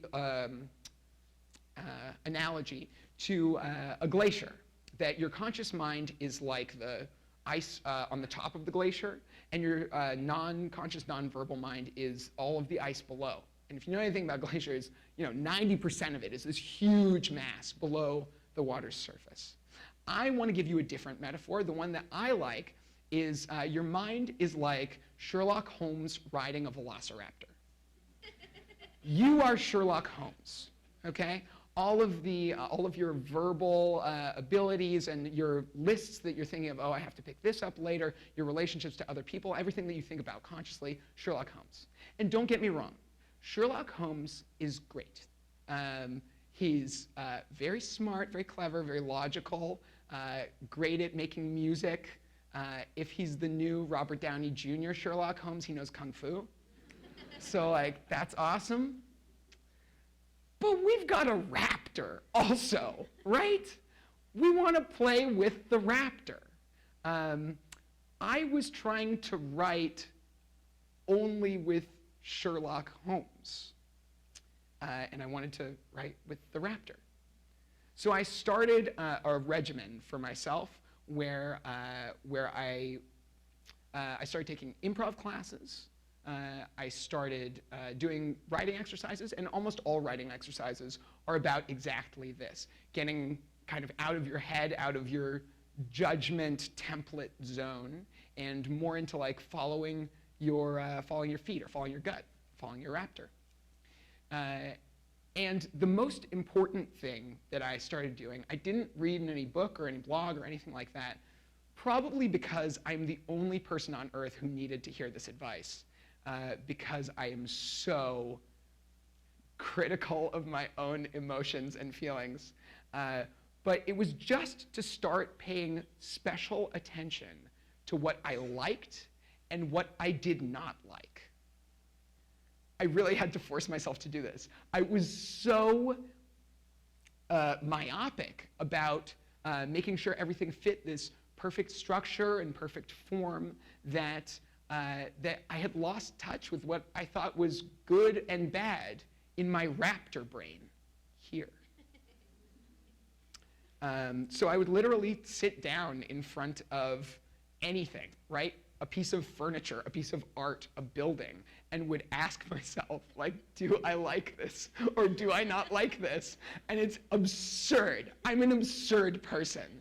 But I had to do this, and with some training, I feel like I got much more in touch with my raptor. And now when I'm writing, I actually do this from time to time. It has worked somewhat, right? Not all the time. I would love to write with my raptor 100% of the time, and I would probably go to jail because it would be insane. But a lot of the time, I can surprise myself. And those moments when you surprise yourself, when you put something down, when you have an idea that you didn't know was in you, that you were capable of, that is magic. And 9 times out of 10, those are the very best ideas. An example from a popular movie that I really like is from American Hustle, a movie that came out a couple of years ago. And there's this scene in it where Jennifer Lawrence is cleaning her house and singing "Live and Let Die." That's it. That's all that's happening in the scene. It's kind of unrelated to anything else in the movie. And she just cleans like a maniac, and she sings "Live and Let Die" directly into camera. And it's so intense and so crazy. I saw David O. Russell, the director and one of the writers of it, talk about this. And he said that this scene sort of just appeared to him fully formed out of nowhere. And I don't want to say that it has nothing to do with the rest of the story, because it's a movie and everything connects like on some abstract level. But notice we don't have any scenes like that in our story about Tina the teacher that we just made up, right? You're not, by starting with the template, you're just not making room to find that crazy, weird raptor idea that's like, this is fun. And if you had taken this to a screenwriting guru, he would be like, what is this doing in your screenplay? But it's one of the most memorable moments for me about the whole thing, and very unique and distinctive. David O. Russell is in touch with his raptor, and I think he's a much better filmmaker for it. Rules are good sometimes, right? When you give a TED Extreme talk, you set yourself up as a contrarian filmmaker at the beginning, you make some points, you go to a thesis, and then the rule is people give you applause. That's great, I love that, I'm gonna enjoy that very much. But when we're telling stories, we also need the freedom to follow our raptor, no matter how many books are telling you that the particular thing you want to do is not a good idea. Do it. It's so much more valuable that you find it exciting. And if you're a contrarian, then you might find it exciting to sum up a piece by referring way back to the beginning, which signals to everybody that your ending is going to match that. And you're going to sum everything up with this perfect little bow. And right before you do that, you just, thank you very much.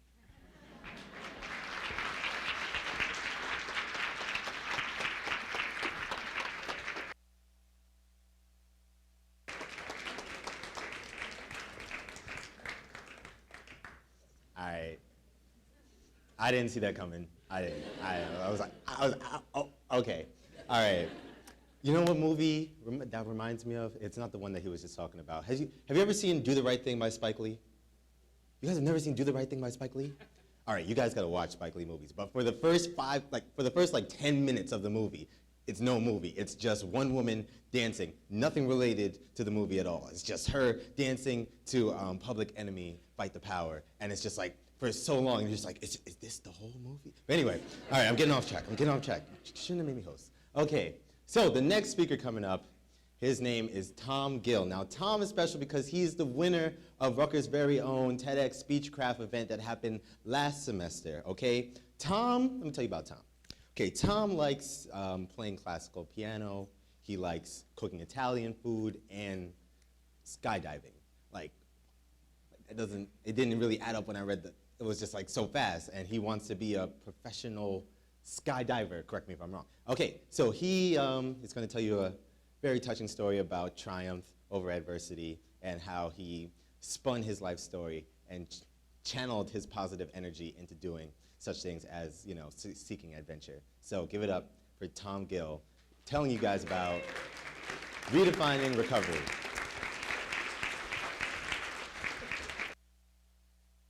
Thanks. Good luck, Tom. Thanks.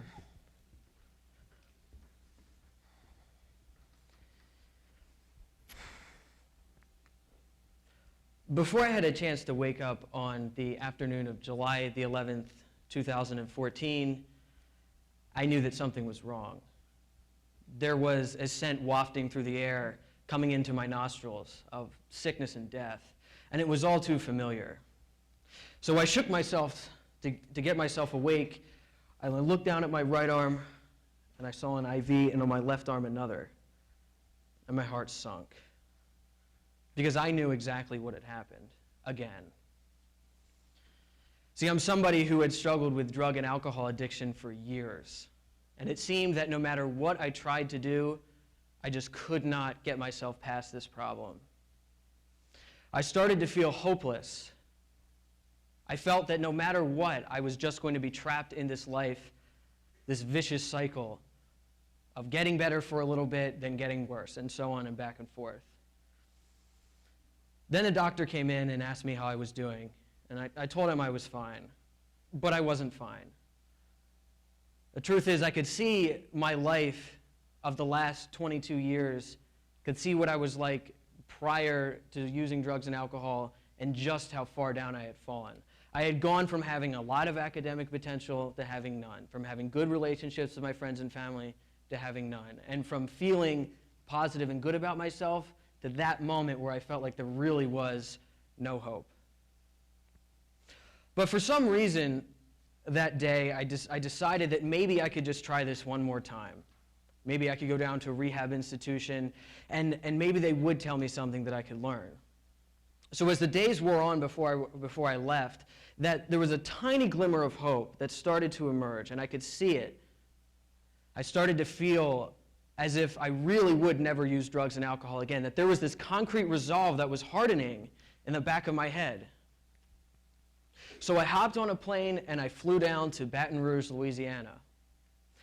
Now I wish I could just end the story there and tell you guys that I went down there, I got my life back on track, and I've been better since. But unfortunately, that would be missing the main point of the story. You see, after I got off that plane, immediately I felt as if a part of me was missing. It was strange. I felt empty. There I was, having put down drugs and alcohol, and all of a sudden I felt empty. And the reason why was because for so many years, that was my relentless pursuit in life. That was what I woke up in the morning thinking about every day. Where was I going to get money to buy drugs? And it's what I planned to do in the evenings. So with that eliminated in my life, I felt like this drive that I had was just gone, and I felt empty, lost, and hopeless. And as I went through the rehab program, things started to deteriorate and to become worse. I started becoming irritated and angry. I would lash out at people. And there was this perfidious and pernicious voice in the back of my head that was talking to me, and it was telling me, you don't need this place is not for you, you should leave. And even worse, that maybe things before weren't so bad. Now that might sound crazy, but the truth is it's a known psychological phenomenon, right? My life was atrocious before. Why was his voice telling me things were okay? It's a phenomenon that when we tend to remember things in the past, we oftentimes we remember the positive things, but forget a lot of the negatives. In one word, it just sums up as nostalgia. And it was really eating at me. The more time wore on, the more powerful this voice became, and the more I actually started to believe it. And then one day, when I was particularly angry and upset, I was sitting outside, and I had perhaps the most important conversation of my life with a counselor there. He came up to me and he said, you know, Tom, I've seen hundreds of people go through this program, and I've seen hundreds of people leave. And the truth is, most of them just don't make it. And I recoiled for a little bit because I knew that I'd never wanted to go back to drugs and alcohol again, but this guy sort of had a point. He was telling me that most people, when they go through these programs, they just don't change anything about themselves. If you don't change anything about yourself, you go back to doing the same behavior you did before. So I was a little nervous, but I asked him what he thought I should do, and this is what he told me. He pointed over to a young man who was sitting a couple dozen feet away. They told me to look at him, so I did. The boy was sitting over there. It was his first day. He was still physically sick from withdrawal, and his head was in his hands. And he told me to go over there and try and cheer him up. And I sort of jumped back. I said, what can I do that a counselor or a healthcare professional can't? The counselor laughed at me and just told me to go over and just to talk to him. So I walked over, and I just sat down and said, hey, dude, how you doing? I wish I could tell you that there was something profound that came out of that conversation, but there wasn't. We just talked about sports for 5 minutes. But as I got back up to walk over to the counselor to tell him what had happened, on my way over, I looked back at the young man, and this was a guy that was practically in tears before, and I saw him crack a little bit of a smile. And that warmed me up inside so much. It's difficult to explain why or how, but it warmed me up inside so much. And it seemed all of a sudden that feeling of emptiness that I had had before was somehow filled with the feeling of making a positive change in someone else's life. Just doing a small little gesture like that. Because the moment, I realize it now, but the moment that I was able to take my problems and cast them to the side and focus on somebody else for just a few minutes, my problems seemed to disappear.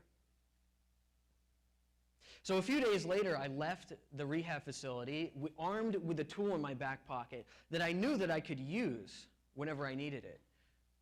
It was a tool that gave me some meaning and some purpose in life.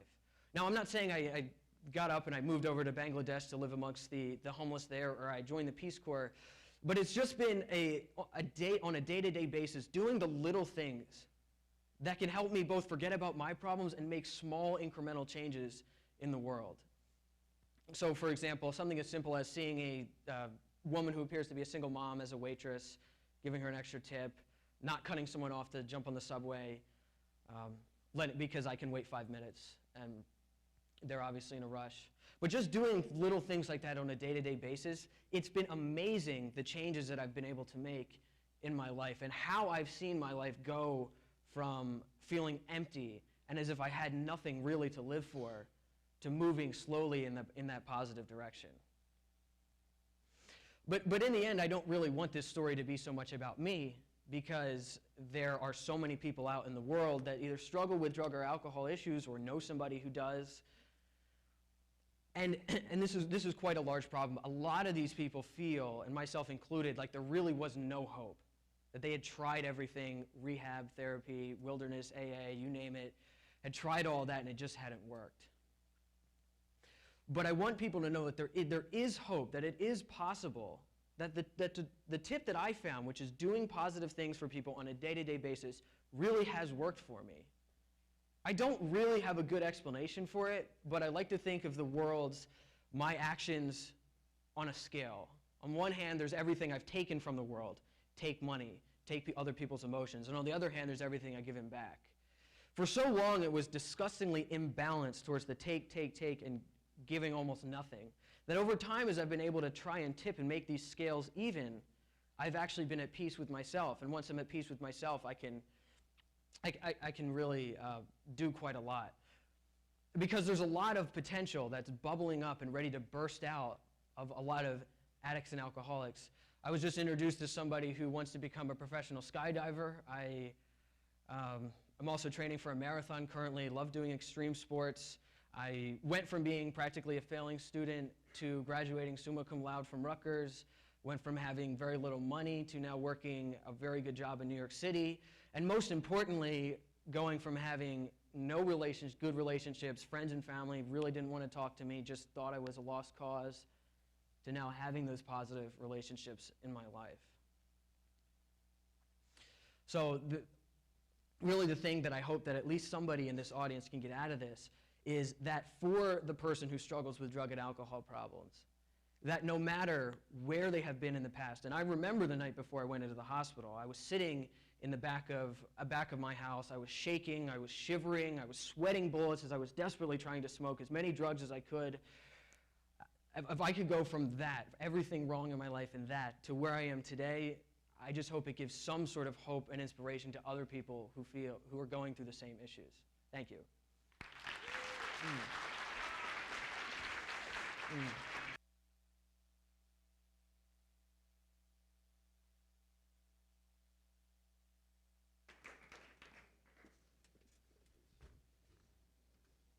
All right, give it up again for Tom Gill. Yes.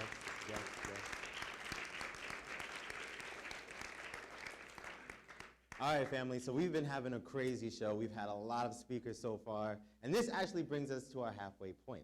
Okay, so right now we just want to, first off, thank all our sponsors, most importantly the Rutgers deans for helping us out. So right now we're going to go into our lunch period, and we're going to have lunch until about 1:20 is when we're going to ask you guys to come back in here. So this is how we're going to split up, all right? So while you're at lunch, we encourage you to mingle with the speakers and talk and, see if you can network and things of that nature while you're eating. Okay, so this is how we're going to do it. The first half, okay, this is the first half. The back half of the audience, so behind that camera right there, the back half of the audience, we're going to let you guys go free. Then after like a couple of minutes, so there's not like a huge cluster, we're going to let the front half of the audience, but you guys go free, okay? And then we're gonna meet back here for the second half of a really great show at around 1:20. Okay, so, awesome.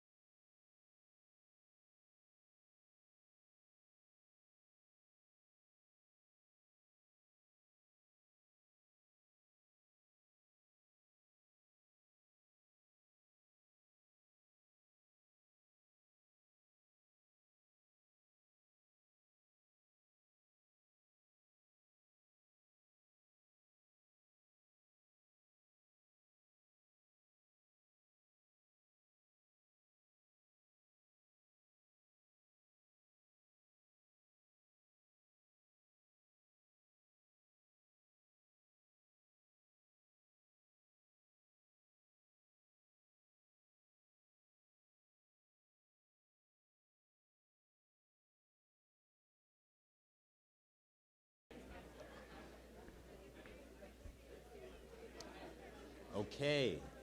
All right. Welcome back, ladies and gentlemen. All right. So, I'm really excited. Okay, we're going to take a break. Did you guys enjoy your lunch, by the way? You good? You good? Are we good?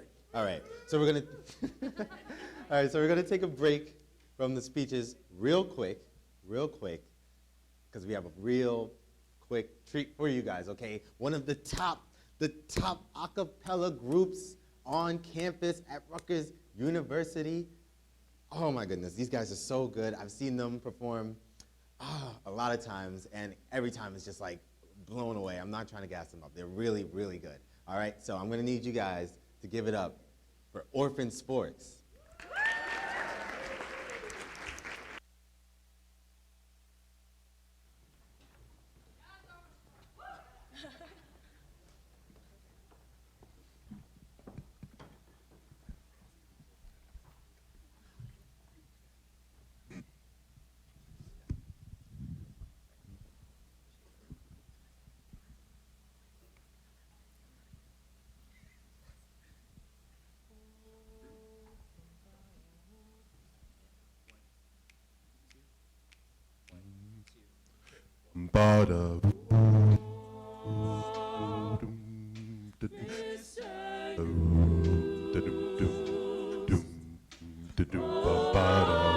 I remember you walked out the door, so I stayed awake for days. No pillow drink could get me off the floor.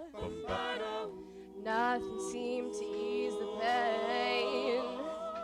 Listen to me, honey, I've got something new to say. I forgive but can't forget your mistakes. Now I think it's time for you to pay. Oh, he's Mr. Hughes, and he's got the blues, 'cause his high school dreams ain't never went too far. And he's Mr. Hughes, and he's got the blues, 'cause he missed his chance to be with a star. Hey, whoa, oh, Mr. Hughes, I'm missing you. This is for the times you broke my heart, and all the years you led me on. Now you're asking for a brand new start, but you're way too late, now I'm gone. Listen to me, honey, I've got something new to say. I forgive but can't forget your mistakes. Now I think it's time for you to pay. Oh, he's Mr. Hughes, and he's got the blues, 'cause his high school dreams ain't never went too far. And he's Mr. Hughes, and he's got the blues, 'cause he missed his chance to be here with a star. Hey, whoa, Mr. Hughes, I'm missing you.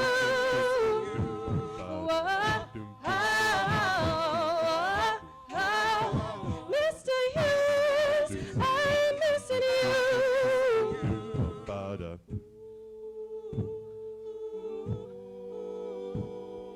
How could you think I'm so stupid I wouldn't see through? I always do.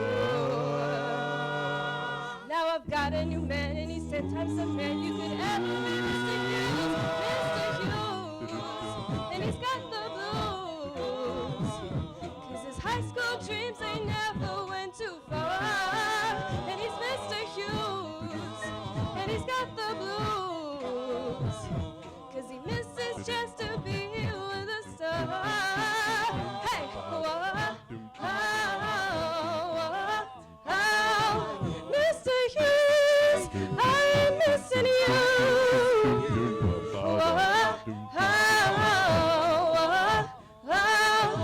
Mr. Hughes, I'm missing you.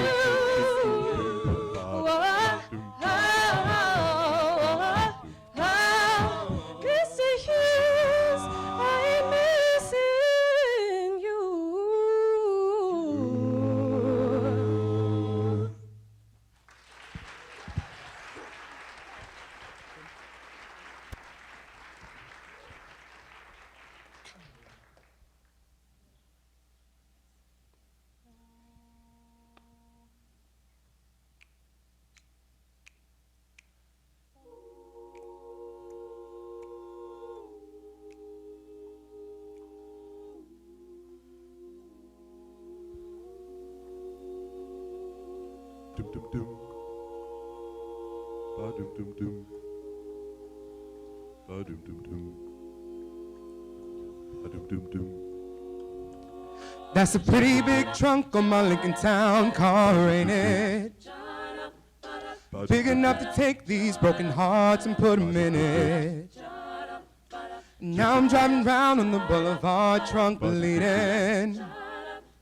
And every time the cops pull me over, they don't ever see them, they never see them. And I had this black suit on, roaming around like I'm ready for a funeral. 5 more miles till the road runs out.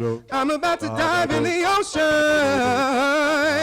I'ma try and swim from something bigger than me. Kick off these shoes and swim good, and swim good. Take off this suit and swim good, and swim good. Got some pretty good beats on this Orphan Sports CD, yeah. Memory seats I'm sitting on stay heated. I wanna put tints on my windows, but what's the difference? If I feel like a ghost, no trace. Ever since I lost my baby, I've had this black suit on, roaming around like I'm ready for a funeral. 1 more mile till the road runs out. I'm about to dive in the ocean. I'ma try and swim from something bigger than me. Kick off my shoes and swim good, swim good. Take off this suit and swim good, and swim good. I'm going off, don't try stopping me. I'm going off, don't try saving me. No flares, no vest, and no fear. Waves are washing me. I'ma try and dive in the ocean. I'ma swim from something bigger, bigger than me. And swim good, and swim good. Take off this suit and swim good, and swim good.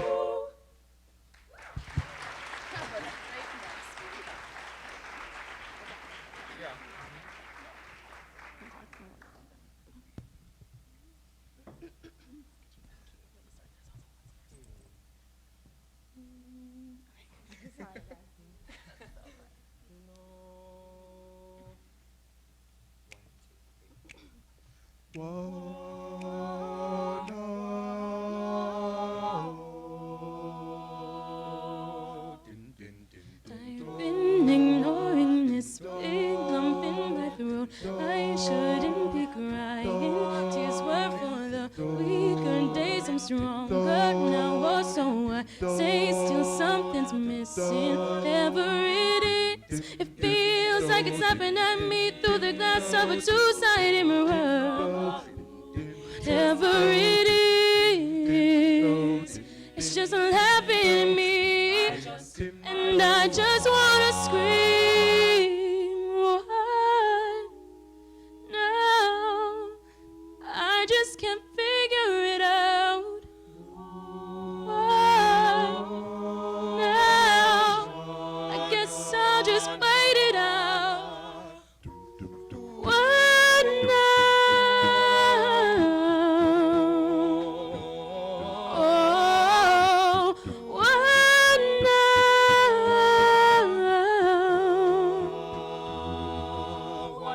I found the one who changed my life, or was it me that changed and he just happened to come at the right time? I'm supposed to be in love, but I'm not again. Whatever it is, it feels like it's laughing at me through the glass of a two-sided mirror. Whatever it is, it's just laughing at me, and I just wanna scream. Oh, now I just can't figure it out. What now? I guess I'll just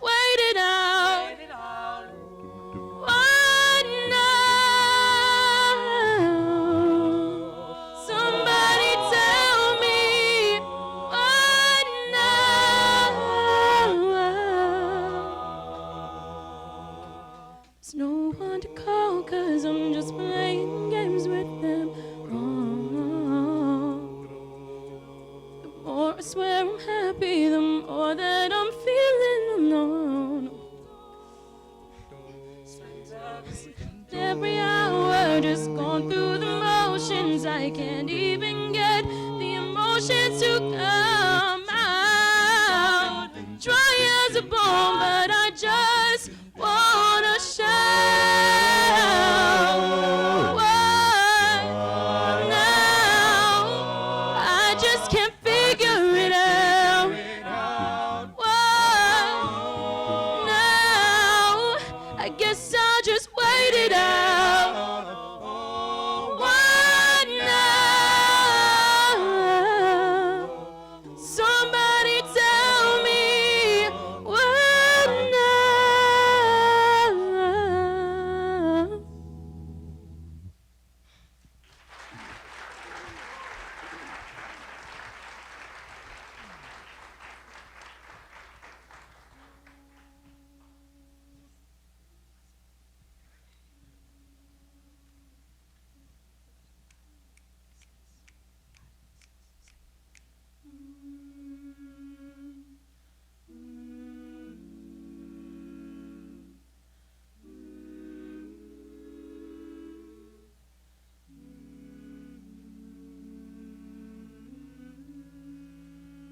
We are a violent chemistry.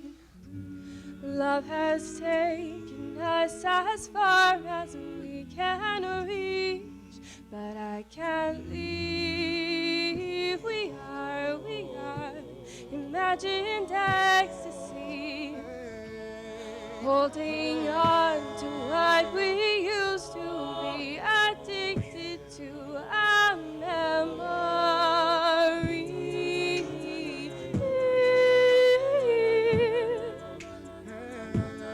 Holding on to what we used to be, addicted to our memory.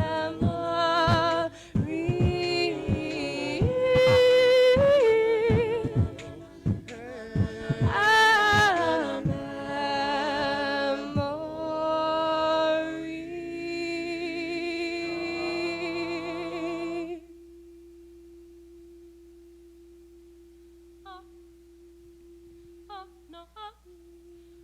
No, I know I won't get high. No, I know I won't get high.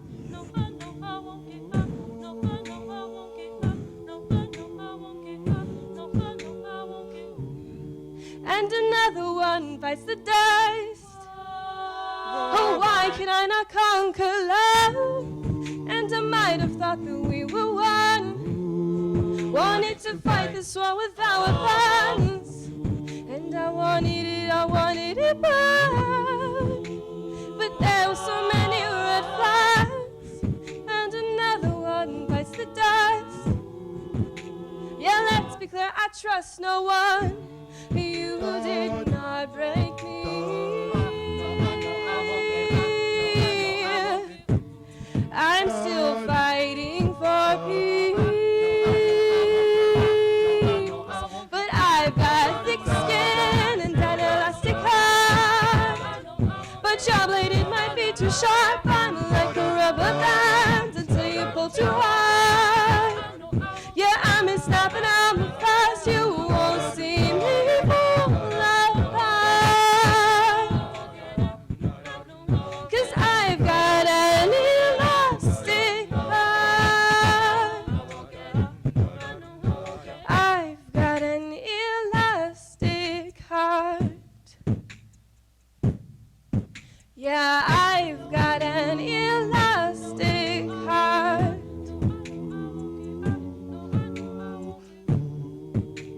And I will stay up through the night. Yeah, let's be clear, won't close my eyes. And I know that I can survive. I walk through fire to save my life. And I want my life so bad. I'm doing everything I can. And another one bites the dust. It's hard to lose a chosen one. You did not break me.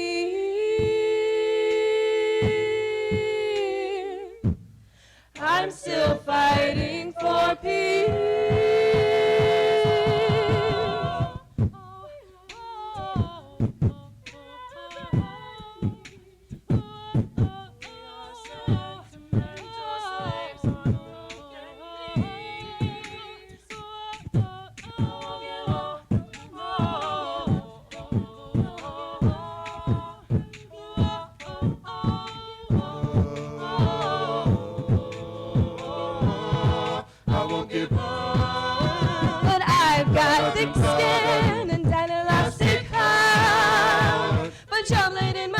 sharp. I'm like a rubber band until you pull too hard. Yeah, I'm a snap and I'm a fast. Ooh,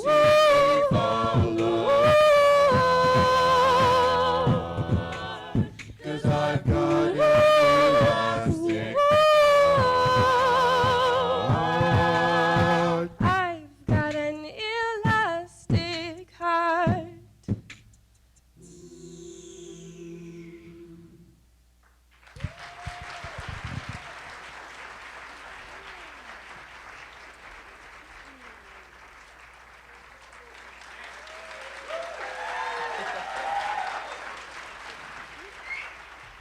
Hi guys. I hope you enjoyed our performance. We actually have a couple concerts coming up this month. Friday the 15th, Are You Invited? It's us, Casual Harmony, and a couple outside groups, and it would be awesome to have you. And Saturday the 23rd is our final concert, which is just us. And there's actually 13 of us, but some of us couldn't come. So if you want to hear what our full group sounds like, yeah, come on down. They're both in Van Dyke Hall, I believe. Van Dyke Hall, 8 o'clock. 2:11. And we're also, I believe, Tenzin, do you want to take over about the CD? Or? We're doing a CD this semester, so if you want to hear more of this, but in CD form, be on the lookout. Follow us on Facebook, Instagram, Twitter, all at Orphan Sporks. We're gonna make like a LinkedIn if you want to connect with us and network and all that. Yeah. All right. Have a good day. Enjoy the rest of the conference.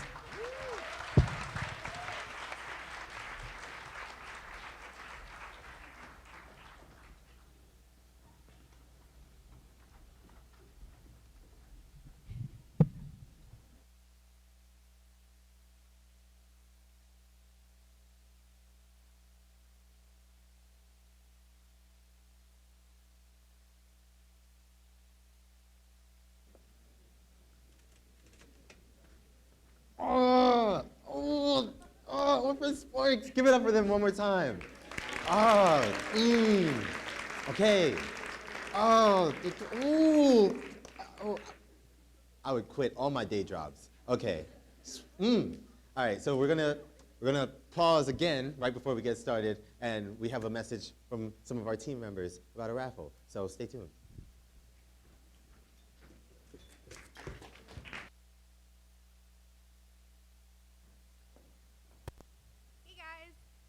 Everyone, when they registered, should have gotten a red raffle ticket. So if you could take that out right now and look at the number on the raffle, see if you won.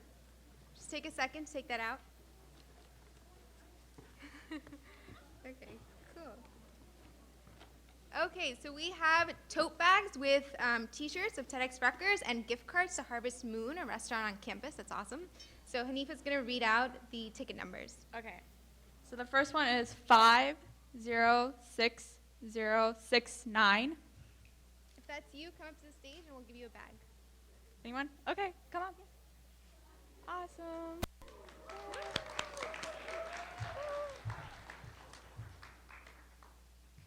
Okay, next. 506133. I'll repeat that again. 506133.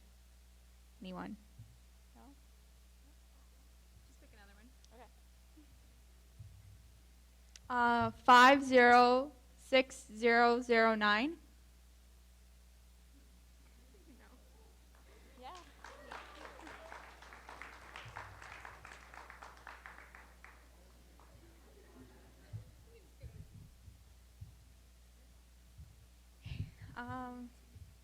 506322. No? Okay. 506359. Anyone? 506009. Could you just repeat this?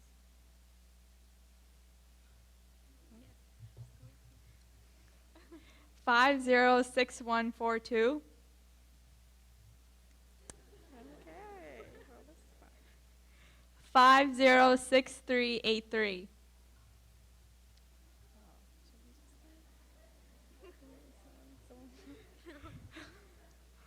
Okay. All right, we're going to do 2 more. Okay. 506095. 506270.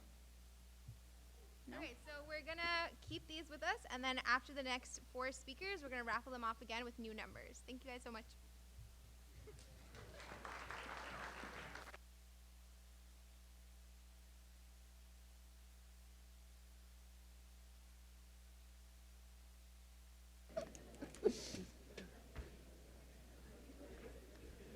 Alrighty then. All right, y'all didn't do the raffle?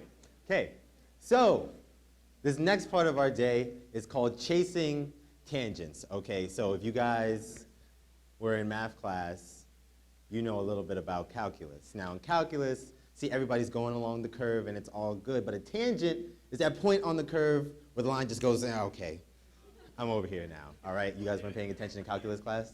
See? There's a nerd in all of us. Okay, so these folks, these next 3 speakers who are going to come and talk to you did just that. So essentially, the first part of our show was called Challenging Norms, okay? So these people listened to those people who were challenging the norms and thought to themselves, yes, I am going to challenge those norms. I'm going to do it so much that I'm going to take this tangential part of my life and I'm going to focus solely on that and make that my mainstream, okay? And just went all the way off course and then turned their off course into their main course, all right? And that's exactly what our next speaker, Tara Kusa did, okay? She is a life coach, and she also works with Google's international education team. So 5 years ago, she founded Your Voice, which is a nonprofit, which provides life coaching to underserved communities, all right? So guys, give it up for Tara Kusa.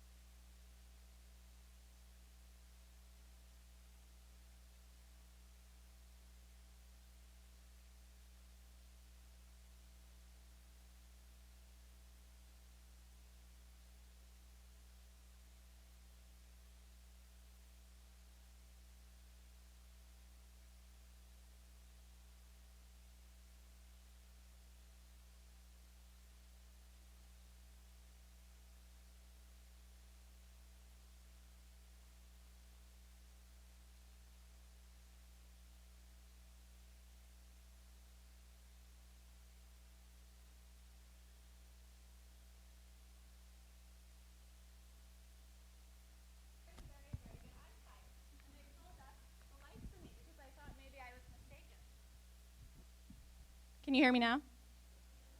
Okay. I was invited to speak about millennials, demystifying what we care about, what we love, how we find our authentic selves, what balance and happiness looks like to each one of us, and how leaders can harness that so that they can keep us in their companies, retain us, and make sure that we feel a part of an organization, a part of a change, and a part of a movement.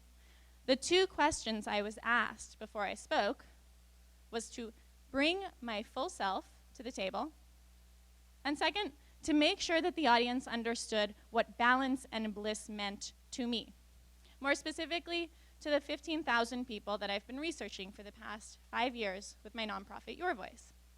I thought that's easy enough, especially because everyone in this room is going to be happy and balanced. So the next step is just making sure that they understand how millennials find that balance and that happiness. What I was sad to learn that day, and I've been able to share this anecdote with permission, is that happiness and balance needs to start at the core of an organization, at the core of a community, the core of a family, the core of a circle of friends before it becomes real.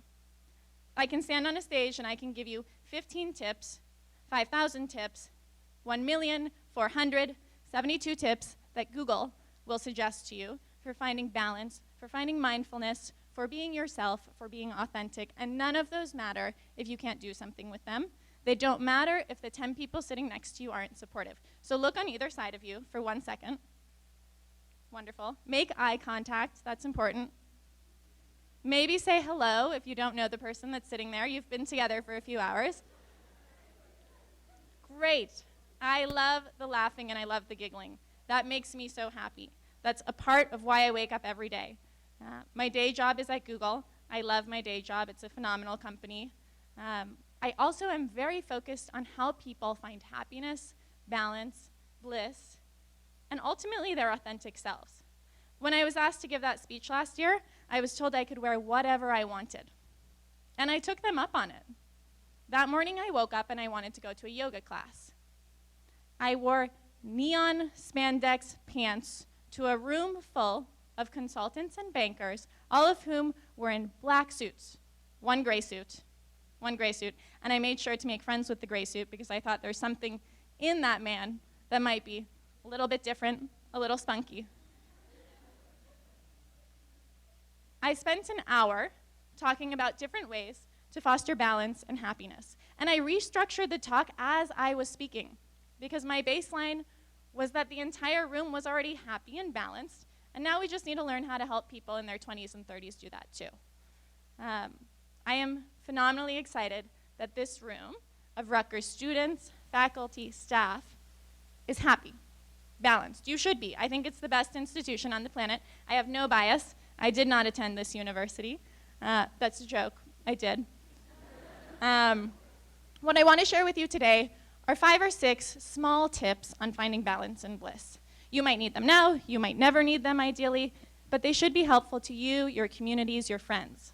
The 10 people that are closest to you in this world define a portion of the happiness that you experience. If they are happy people, they impact you. If they are negative people, they're also going to impact you a little bit.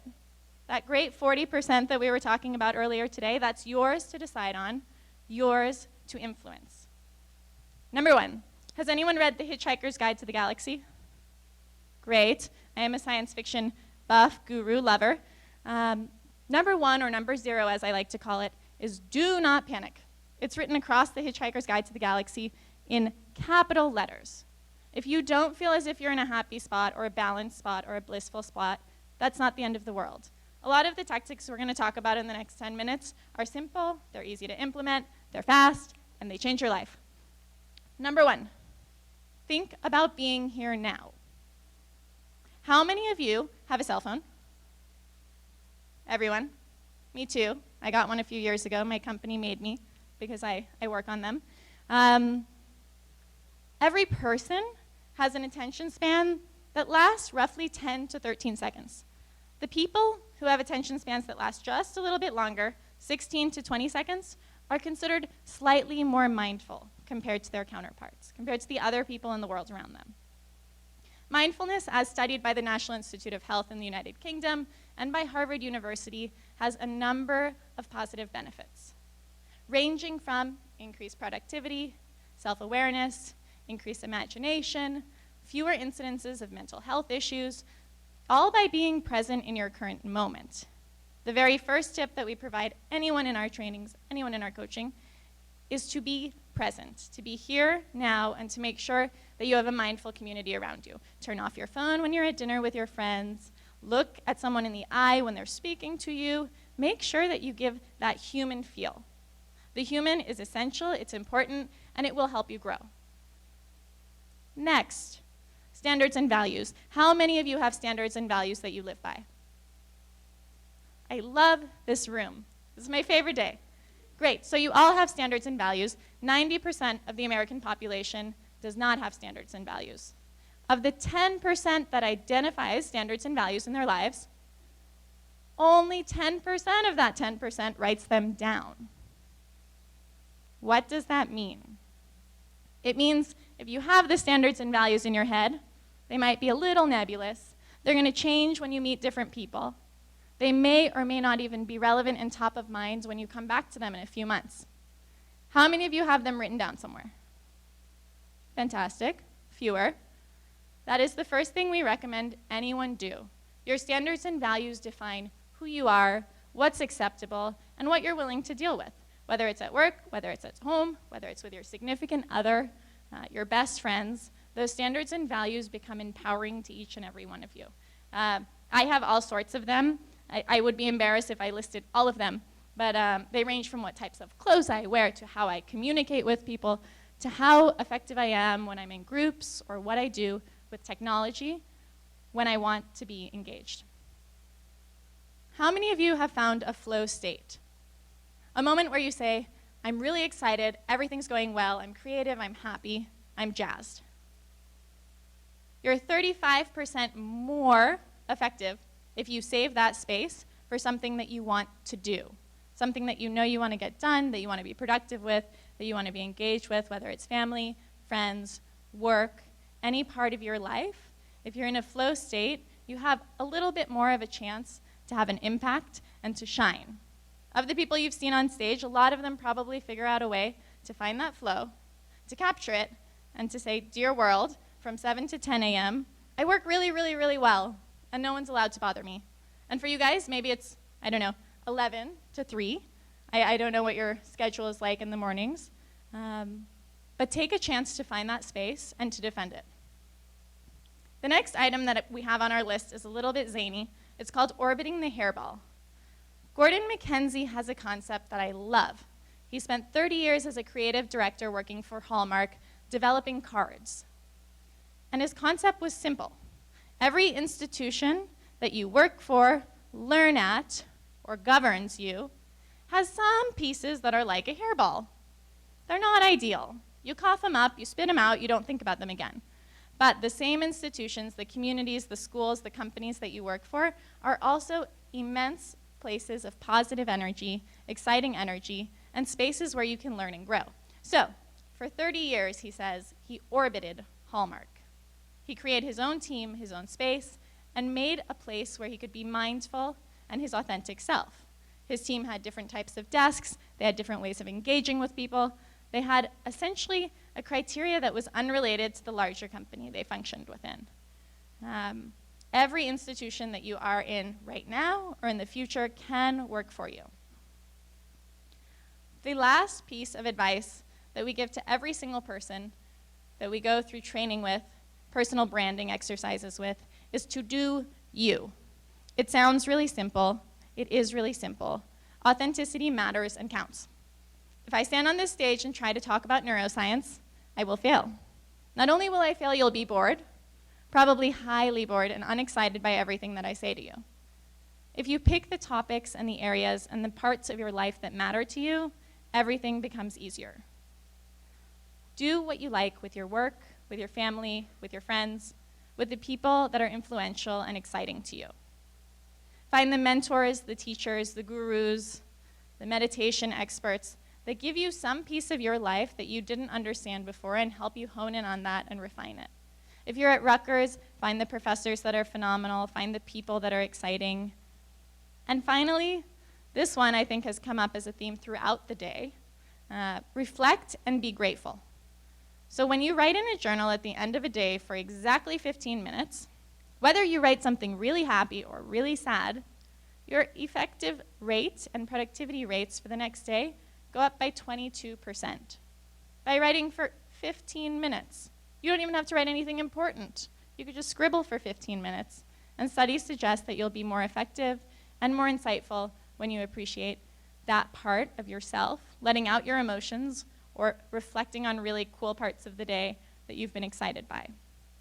Generation Y, or the mystical millennials as I like to call them, are now the largest part of the entire United States economy. That's everyone in this room. If you like the standards that a company has set, or an organization has set, or a university has set, phenomenal. If those standards and values aren't yours, I encourage you to question them. I encourage you to act in a way that you're proud of, and I encourage you to stand up for the people, the places, the experiences, and the moments that are valuable to you. Because you have a huge chance in your hands, all of us do. Every morning you wake up and you get to do something. You get to be present, balanced, and happy, which most of you already are. But think about if you touched 2 or 3 people on either side of you with that energy. What would they be able to do, and how would you see the world grow? Thank you.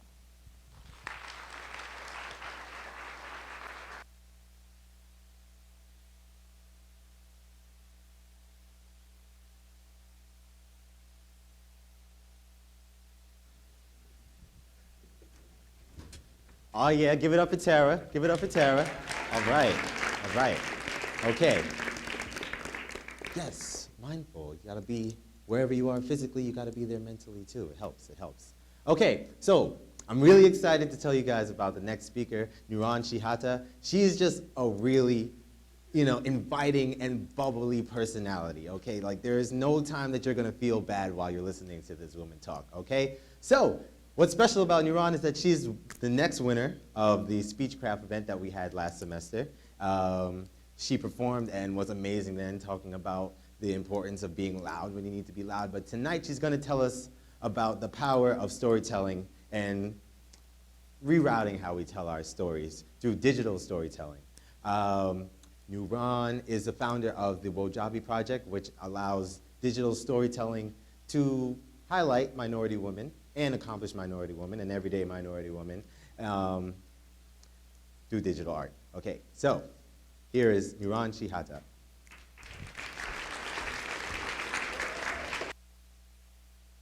Here. That's great.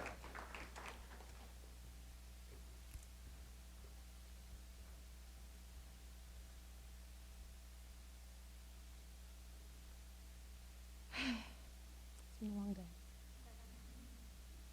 It was the year 1911. A newspaper editor was asked about what journalism and publicity practices he would encourage aspiring journalists to use most.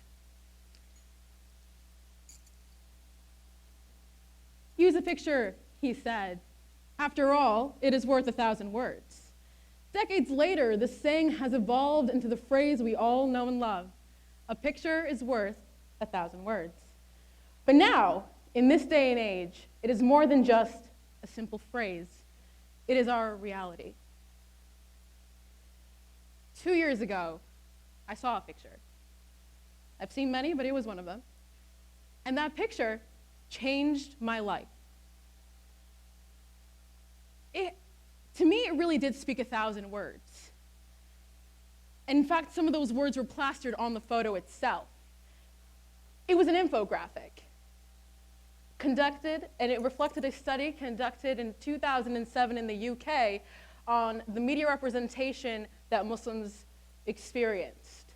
According to that infographic, 91% of the time, media representation on Muslim people was pretty bad.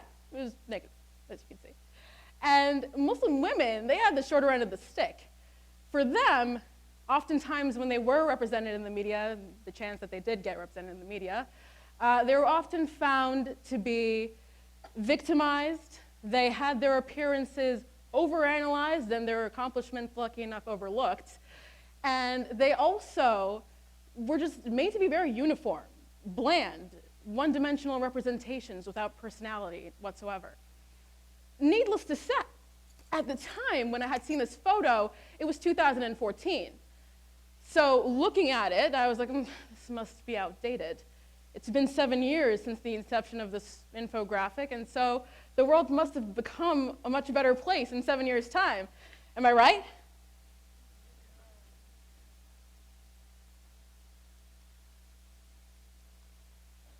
Boy, was I wrong. I was so wrong, in fact. Fast forward a month later, the dreadful realization of this photo had come to fruition. But not just for Muslim women, though, for all kinds of minority women. And it was painful to watch, especially since I had such a large, diverse, very accomplished group of friends. Quite the opposite of what was being narrated to me day to day in these various movies, reality TV shows, news headlines, video games, you name it, I saw it. Day in and day out, I was constantly being told that all women of faith were the same, that we were greatly uneducated and in dire need of liberation, that all black women were unintelligent and ill-mannered, that Latina women were these voluptuous sex objects, only good for a prolonged stare, that South Asian women were silent, they had no backbone, no voice. The list went on and on. But what was a college sophomore to do? I mean, I definitely wasn't going to stay quiet about it. That was the complete opposite of who I am as a person. In fact, I wanted the solution that I would propose to be as bold as my personality, as my loudness, because oftentimes my loudness exceeds my voice and often translates to my thoughts, my actions, my ideas. And so the solution that I would propose would hopefully be just as bold, just as unapologetically loud. But the question still remained. How was I going to do it? What was this bold solution going to look like? How was I going to reverse decades of inaccurate narratives, narratives that were clearly unhealthy for our world's consumption?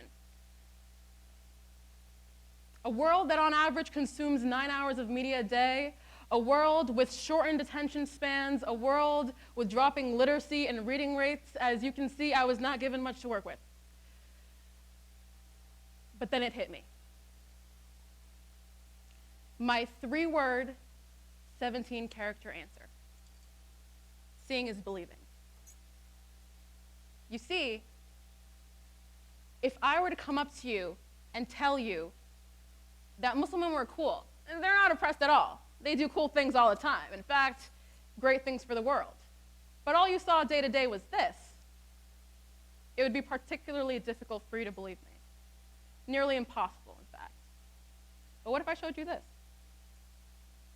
Young Malala Yousafzai, standing before her audience, head up, broad shoulders, very powerful, giving her Nobel Peace Prize acceptance speech for her work in attaining educational rights for impoverished children all over the world. Pretty amazing, especially at her age. You see, these 2 photos narrate 2 distinctly different stories about the same woman. One is just in circulation more often than the other, sadly enough. But if we really take a look at the bigger picture here, pun intended, you can see that what has just happened in this room is a phenomenon that we take for granted. A phenomenon, dare I say, we now have the power to create. The power of digital storytelling. Because in less than 5 seconds, you, the audience, were able to analyze these 2 photos. In less than 5 seconds, I was able to not only elicit an emotion out of you, I was able to relay an extremely important message that is now ingrained in your mind. Isn't that amazing? How photos can make such a big difference in such little time, for better or worse. You see, I've come to the conclusion that the stereotypes and stigmas that exist and are acted upon in this world only are so because of the abundance of content, digital stories, if you will, that exist to support them, that we're exposed to day to day. And the content creators for far too long have been these big conglomerates, these old white men sitting back in their chairs telling your story to you based on what sells at the time, what is most opportune and beneficial to them. Because they know. They know that stories are extremely powerful. We've been telling them since the beginning of time. They have the power to inspire, teach, entertain, and incite change. These companies know and have mastered the art of digital storytelling because they too understand that much of the human brain is dedicated to visual processing and storage. So when we use static and moving pictures to relay a story, to connect audiences together, ladies and gentlemen, we are tapping into something uniquely human.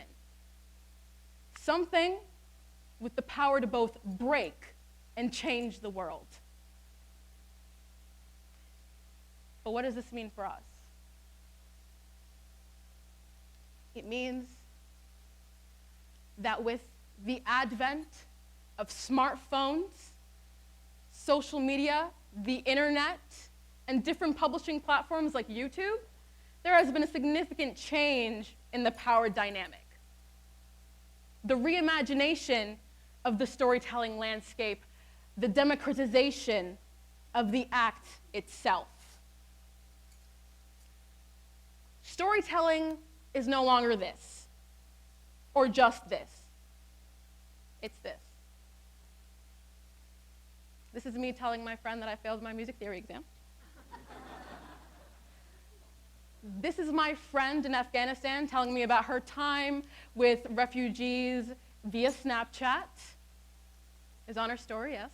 These are my friends at BuzzFeed telling me what Asian people aren't like. These are my friends at the Huffington Post, Now This, AJ+, keeping me updated on news of people all over the world, people I would have never met otherwise, headlines I would have never seen otherwise.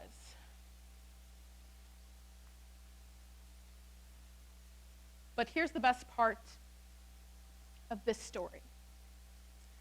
The dynamic isn't the only thing that's changed.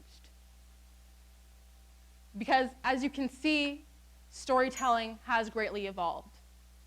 Gone are the days where stories need to have thick covers and be pages long to make a great impact. They can be 140 characters. The best part, though, of this story is that storytellers no longer need a stage. In fact, they don't even really need to create their own stories. Storytellers have the power and are capable of just passing on the narratives that they have heard and seen to others. And last time I checked, we do this every second of every day. When we retweet something, repost something on Instagram, share something on Facebook, LinkedIn even, we are disseminating a story to our followers, our audience. Gone are the days where we're just characters in an inaccurate, convenient story told by someone who looks nothing like us. Someone who hasn't walked a single step in our shoes. Now, in this reality, I can tell you that storytellers look a little like this. Like you, the people in this audience, the people beyond it. Whether you like it or not, the reality is you are a digital storyteller. And with that role in mind, whether you've accepted it or not, you have this great responsibility, this duty, a privilege really, that not a lot of people have in different parts of the world, to hone the skill, to hone your ability to tell stories digitally. Because think about it. If we hone our skill to tell stories digitally, the possibilities are endless indeed. We can now live in a world that is not only better for us, but we can infiltrate the current narrative and rewrite it in a way that positively impacts the world for our future children, the generation to come after us when we're no longer here. They, as well as us, can live in a world with less hate crimes, a world in which people embrace their differences, hold hands, collaborate, and create something great together. This picture still hangs on my bedroom wall because it not only reminds me of why I do what I do, but it reminds me of the power that the media has to do good, to incite change. After all, it was my seeing this photo that pushed me to do something. It pushed me to start an initiative that uses the power of digital storytelling to highlight the positive narratives that surround the amazing minority women that surround us every single day. An initiative that I like to call the Ojabi Project. I'd like to close with a proposition, something that I want to do with you. Together, let's write a new chapter. Let's rewrite the narrative. Let's actively scrutinize and question the things that we see on our feeds and only share the things with our audiences that deserve to be shared. Let us create content that speaks volumes about who we are as inhabitants of this earth, because I'm sure you've heard it 1,000,001 times today, but here's the 1,000,002nd time. You are more than a statistic. You are one of the great stories that the world holds. And digital storytelling is more than a fad. It is not going to die out in a couple of years. It is a skill that you will be expected to have. A skill that if we, the digital storytellers of today and tomorrow, use appropriately, we can either lead our world to witness an unexpected plot twist or a very happy ending. Thank you.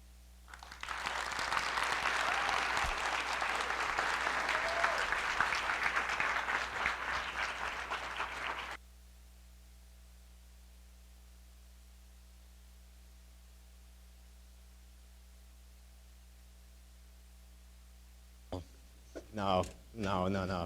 Give it up again. Give it up again for New Ron. Give it up. Oh,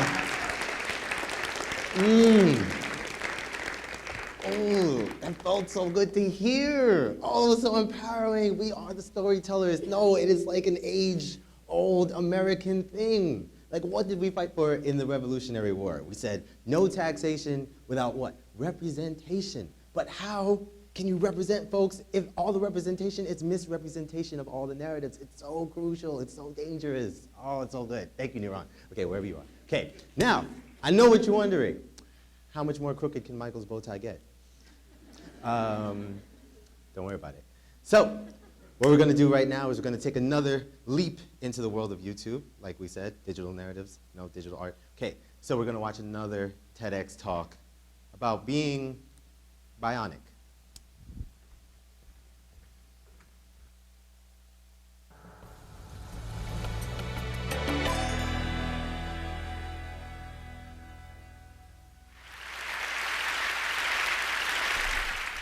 Looking deeply inside nature through the magnifying glass of science, designers extract principles, processes, and materials that are forming the very basis of design methodology. From synthetic constructs that resemble biological materials to computational methods that emulate neural processes, nature is driving design. Design is also driving nature. In realms of genetics, regenerative medicine, and synthetic biology, designers are growing novel technologies not foreseen or anticipated by nature. Bionics explores the interplay between biology and design. As you can see, my legs are bionic. Today, I will tell human stories of bionic integration, how electromechanics attached to the body and implanted inside the body are beginning to bridge the gap between disability and ability, between human limitation and human potential. Bionics has defined my physicality. In 1982, both of my legs were amputated due to tissue damage from frostbite incurred during a mountain climbing accident. At that time, I didn't view my body as broken. I reasoned that a human being can never be broken. Technology is broken. Technology is inadequate. This simple but powerful idea was a call to arms to advance technology for the elimination of my own disability and ultimately to the disability of others. I began by developing specialized limbs that allowed me to return to the vertical world of rock and ice climbing. I quickly realized that the artificial part of my body is malleable, able to take on any form, any function, a blank slate for which to create perhaps structures that could extend beyond biological capability. I made my height adjustable. I could be as short as 5 feet or as tall as I'd like. So when I was feeling badly about myself, insecure, I would jack my height up. But when I was feeling confident and suave, I would knock my height down a notch just to give the competition a chance. Narrow wedge feet allow me to climb steep rock fissures where the human foot cannot penetrate, and spiked feet enable me to climb vertical ice walls without ever experiencing muscle leg fatigue. Through technological innovation, I returned to my sport stronger and better. Technology had eliminated my disability and allowed me a new climbing prowess. As a young man, I imagined a future world where technology so advanced could rid the world of disability, a world in which neural implants would allow the visually impaired to see, a world in which the paralyzed could walk via body exoskeletons. Sadly, because of deficiencies in technology, disability is rampant in the world. This gentleman is missing 3 limbs. As a testimony to current technology, he is out of the wheelchair, but we need to do a better job in bionics to allow one day full rehabilitation for a person with this level of injury. At the MIT Media Lab, we've established the Center for Extreme Bionics. The mission of the center is to put forth fundamental science and technological capability that will allow the biomechatronic and regenerative repair of humans across a broad range of brain and body disabilities. Today, I'm going to tell you how my legs function, how they work, as a kind of case in point for this center. Now, I made sure to shave my legs last night because I knew I'd be showing them off. Bionics entails the engineering of extreme interfaces. There's 3 extreme interfaces in my bionic limbs: mechanical, how my limbs are attached to my biological body; dynamic, how they move like flesh and bone; and electrical, how they communicate with my nervous system. I'll begin with mechanical interface. In the area of design, we still do not understand how to attach devices to the body mechanically. It's extraordinary to me that in this day and age, one of the most mature, oldest technologies in the human timeline, the shoe, still gives us blisters. How can this be? We have no idea how to attach things to our bodies. This is the beautifully lyrical design work of Professor Neri Oxman at the MIT Media Lab, showing spatially varying exoskeletal impedances, shown here by color variation in this 3D printed model. Imagine a future where clothing is stiff and soft where you need it, when you need it, for optimal support and flexibility without ever causing discomfort. My bionic limbs are attached to my biological body via synthetic skins with stiffness variations that mirror my underlying tissue biomechanics. To achieve that mirroring, we first developed a mathematical model of my biological limb. To that end, we use imaging tools such as MRI to look inside my body to figure out the geometries and locations of various tissues. We also took robotic tools. Here's a 14 actuator circle that goes around the biological limb. The actuators come in, find the surface of the limb, measure its unloaded shape, and then they push on the tissues to measure tissue compliances at each anatomical point. We combine these imaging and robotic data to build a mathematical description of my biological limb, shown on the left. You see a bunch of points or nodes. At each node, there's a color that represents tissue compliance. We then do a mathematical transformation to the design of the synthetic skin, shown on the right. And we've discovered optimality is where the body is stiff, the synthetic skin should be soft. Where the body is soft, the synthetic skin is stiff. And this mirroring occurs across all tissue compliances. With this framework, we produce bionic limbs that are the most comfortable limbs I've ever worn.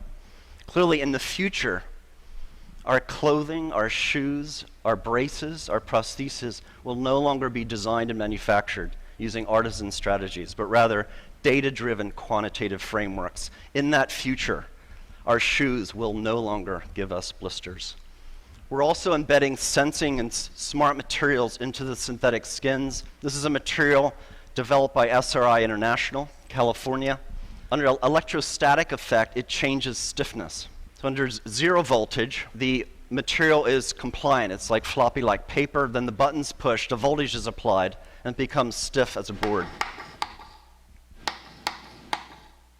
We embed this material into the synthetic skin that attaches my bionic limb to my biological body.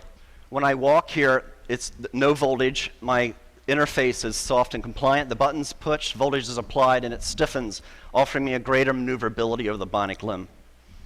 We're also building exoskeletons. This exoskeleton becomes stiff and soft in just the right areas of the running cycle to protect the biological joints from high impacts and degradation. In the future, we'll all be wearing exoskeletons in such common activities such as running. Next, dynamic interface. How do my bionic limbs move like flesh and bone? At my MIT lab, we've studied how humans with normal physiologies stand, walk, and run. What are the muscles doing, and how are they controlled by the spinal cord?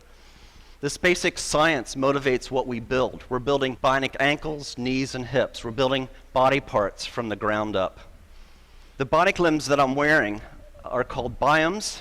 They've been fitted to nearly 1,000 patients, 400 of which have been US wounded soldiers. How does it work? At heel strike under computer control, the system controls stiffness to attenuate the shock of the limb hitting the ground. Then at mid-stance, the bionic limb outputs high torques and powers to lift the person into the walking stride, comparable to how muscles work in the calf region.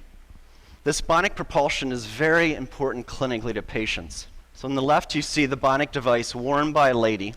On the right, a passive device worn by the same lady that fails to emulate normal muscle function, enabling her to do something everyone should be able to do, go up and down their steps at home. Bionics also allows for extraordinary athletic feats. Here's a gentleman running up a rocky pathway. This is Steve Martin, not the comedian, who lost his legs in a bomb blast in Afghanistan. We're also building exoskeletal structures using these same principles that wrap around a biological limb. This gentleman does not have any leg condition, any disability.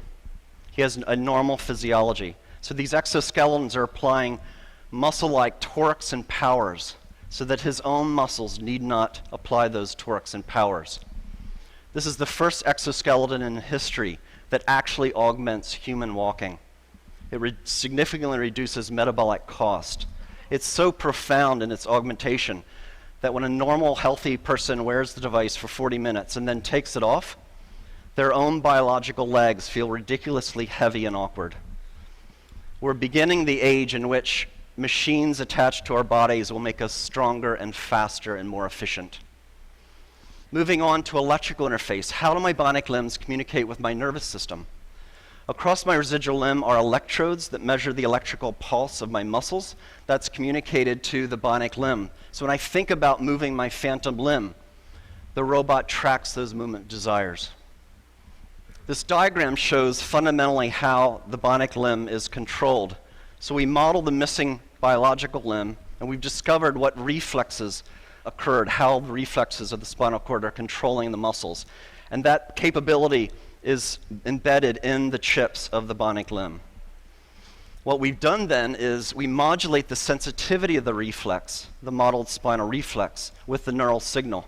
So when I relax my muscles in my residual limb, I get very little torque and power. But the more I fire my muscles, the more torque I get, and I can even run. And that was the first demonstration of a running gait under neural command. Feels great.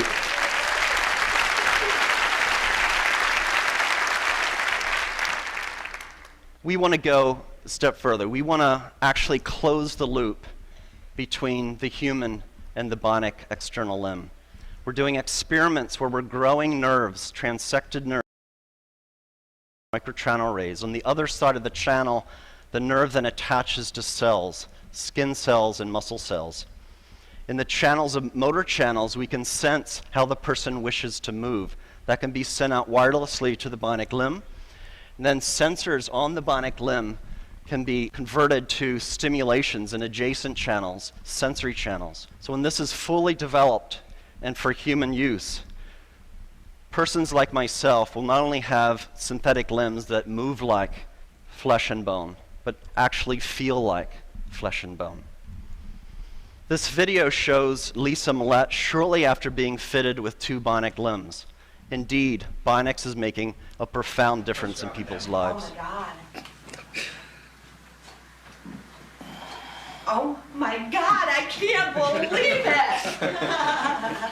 It's just like I've got a real leg. Now don't start running.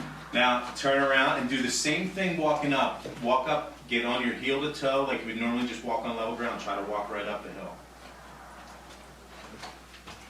Oh my God. They're pushing you up? Yes, I'm not even, I can't can't even describe it. It's pushing you right up. Next week, I'm visiting the centers. Thank you. Thank you. Thank you. Next week, I'm visiting the Center for Medicare and Medicaid Services, and I'm going to try to convince CMS to grant appropriate code language and pricing so this technology can be made available to the patients that need it. Thank you. It's not well appreciated, but over half of the world's population suffers from some form of cognitive, emotional, sensory, or motor condition. And because of poor technology, too often conditions result in disability and a poorer quality of life. Basic levels of physiological function should be a part of our human rights. Every person should have the right to live life without disability if they so choose. The right to live life without severe depression. The right to see a loved one in the case of seeing impaired, or the right to walk or to dance in the case of limb paralysis or limb amputation. As a society, we can achieve these human rights if we accept the proposition that humans are not disabled. A person can never be broken. Our built environment, our technologies are broken and disabled. We, the people, need not accept our limitations, but can transcend disability through technological innovation. Indeed, through fundamental advances in bionics in this century, we will set the technological foundation for an enhanced human experience, and we will end disability. I'd like to finish up with one more story, a beautiful story, the story of Adrienne Haslett Davis.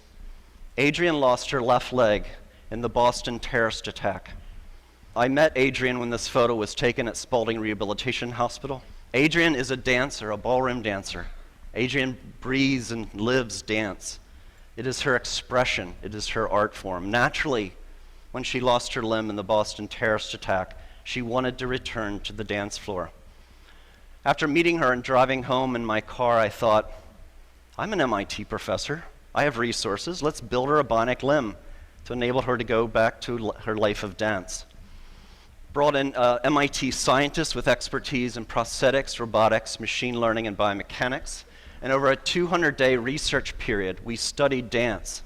We brought in dancers with biological limbs, and we studied how do they move?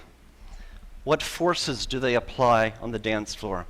And we took those data and we put forth fundamental principles of dance, reflexive dance capability, and we embedded that intelligence into the bionic limb.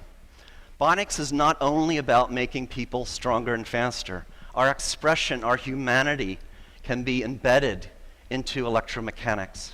It was 3.5 seconds between the bomb blasts and the Boston terrorist attack. In 3.5 seconds, the criminals and cowards took Adrienne off the dance floor. In 200 days, we put her back. We will not be intimidated, brought down, diminished, conquered, or stopped by acts of violence.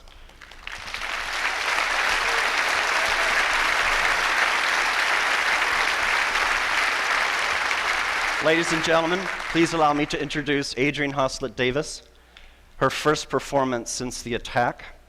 She's dancing with Christian Leitner.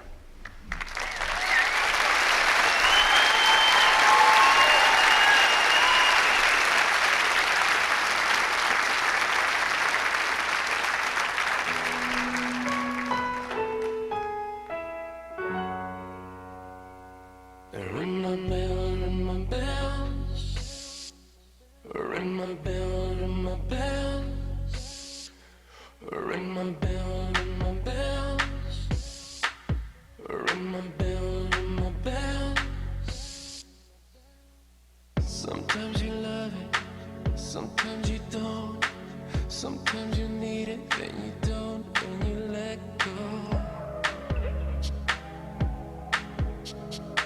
Sometimes we rush it, sometimes we fall. It doesn't matter, baby, we can take it real slow.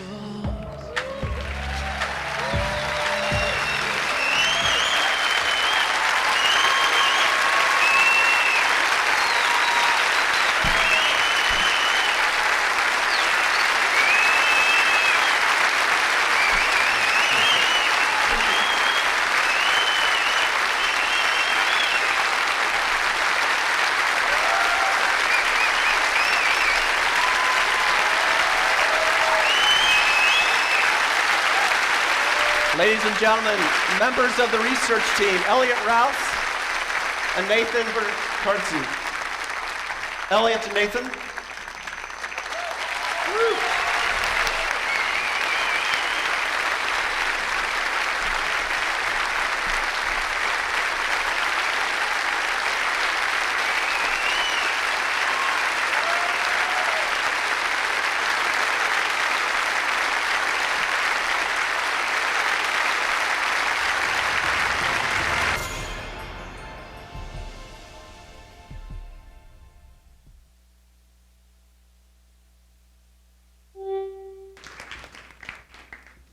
All righty, ladies and gentlemen.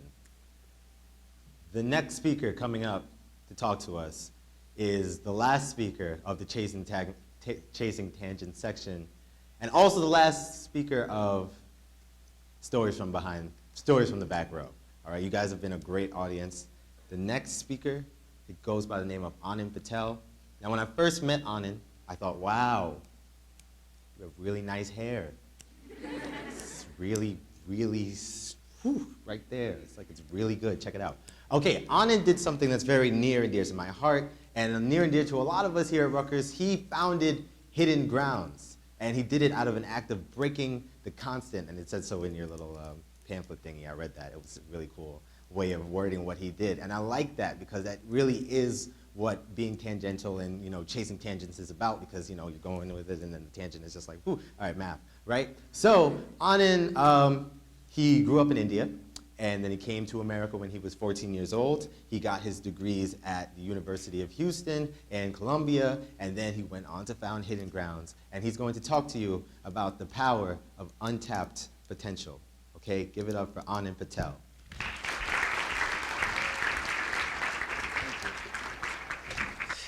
Thank you. Thank you so much. So I have the difficult task, I would say impossible task, to follow those most amazing, compelling speakers of the night.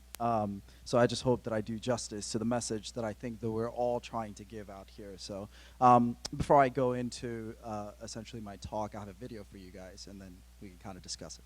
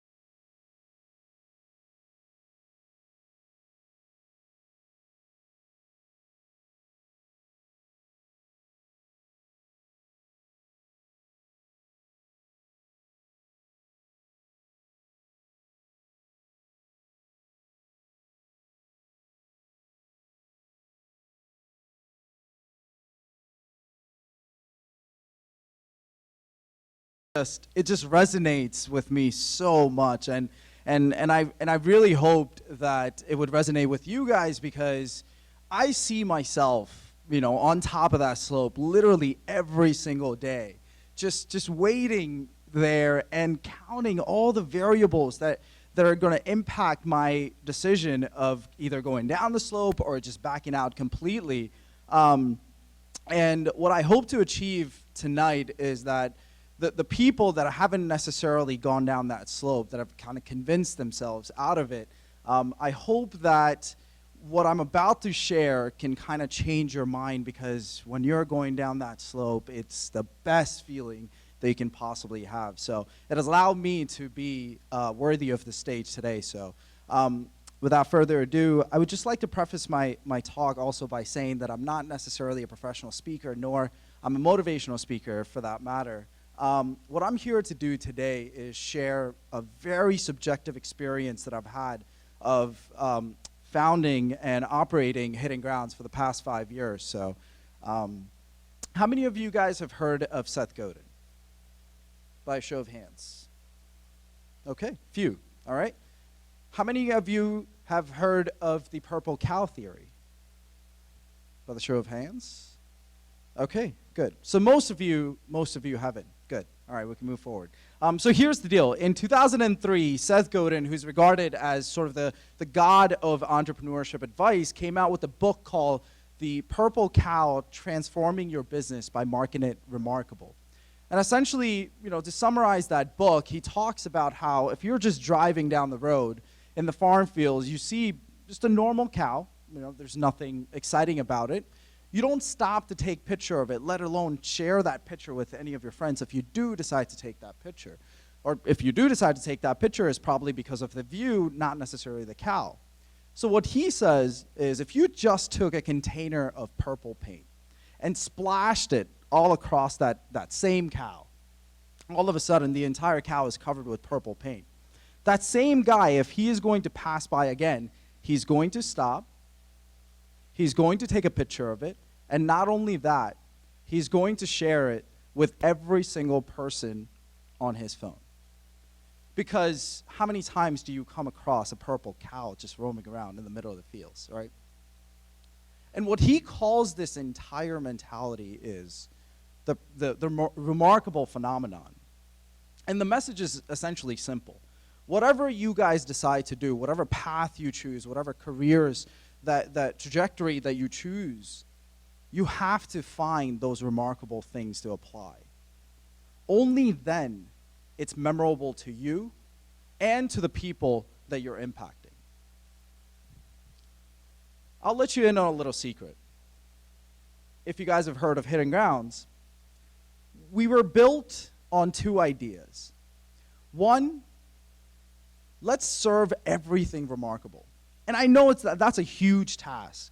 And at time, it seemed impossible as well. But we said to ourselves, let's serve remarkable stuff. And if it's not remarkable, let's just take it off the menu. And not being a franchise and just kind of creating your own gives you that flexibility, that if the customers don't necessarily agree with what you've created, you can kind of take that off the menu. You don't have to keep it on there. And the second idea is, let's maintain the business as well as we possibly could. Because opening a good business and closing down a bad business is extremely easy. But the most difficult part about the entrepreneurship is maintaining that business for sustainable growth. So before I tell you guys exactly what I do, I kind of want to tell you guys who I am.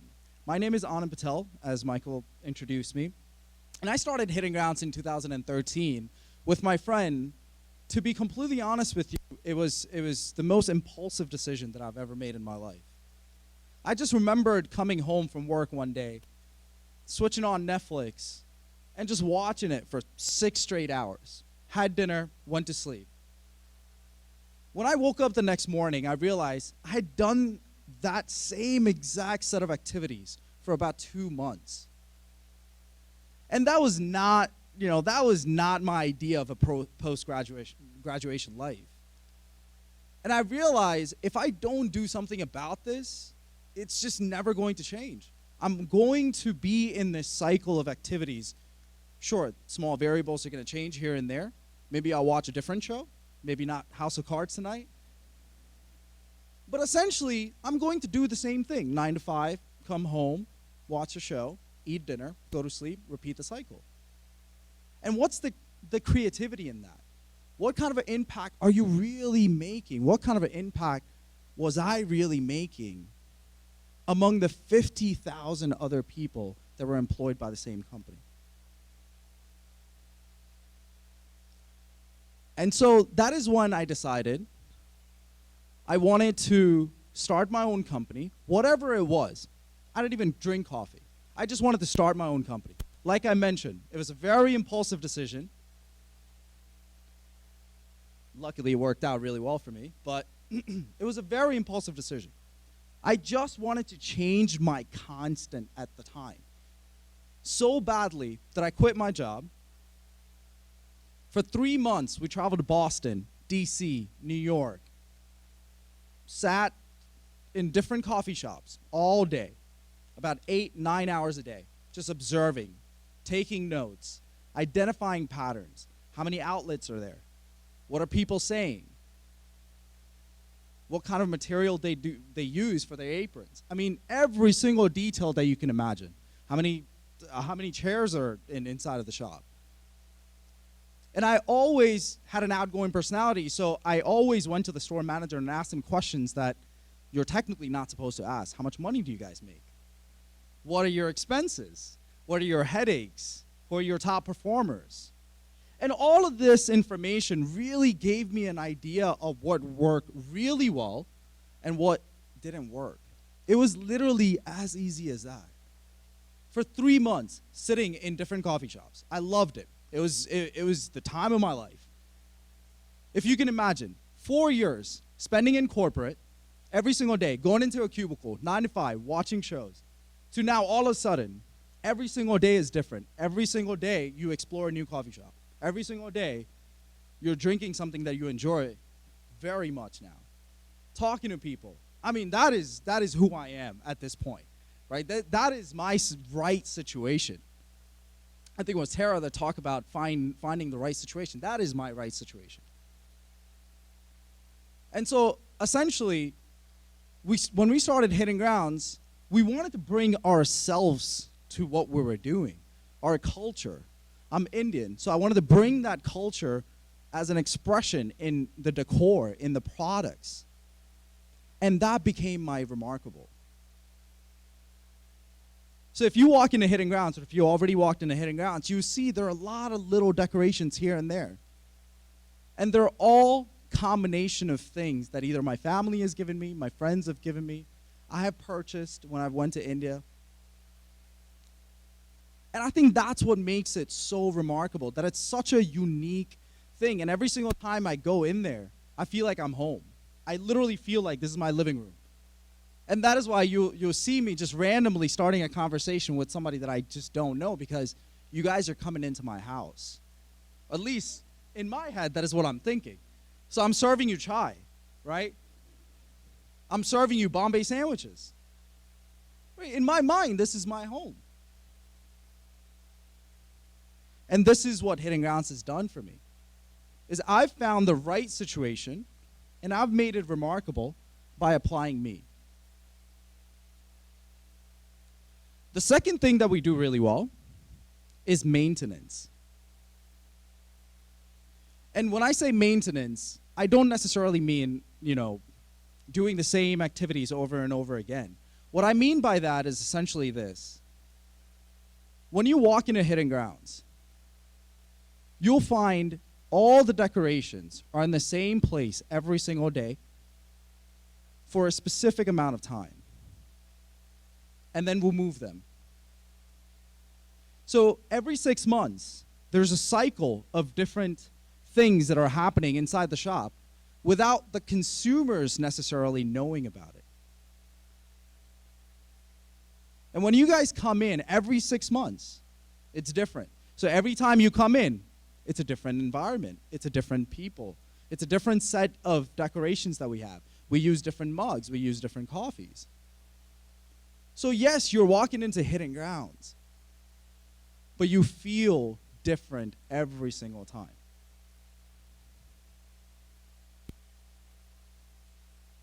See, the thing about maintenance, I always compare it to get into a relationship. right? You meet a person, you take him out for dinner, you wear a fancy watch, you drive a fancy car, you pick her up, you take her to a fancy restaurant, you guys go for movies, and repeating this cycle, right, for a sustainable period of time will increase your probability of getting into a relationship with that person. On the flip side of it, how hard has it gotten to break up, really? Right? You could be spending 2 years with this person, and if it doesn't work out, you just text them, "I'm done with you." And that's it. It's not the most ideal action, by the way, but this happens. This is the reality, right? This is such a huge reality of the world, whether we like it or not.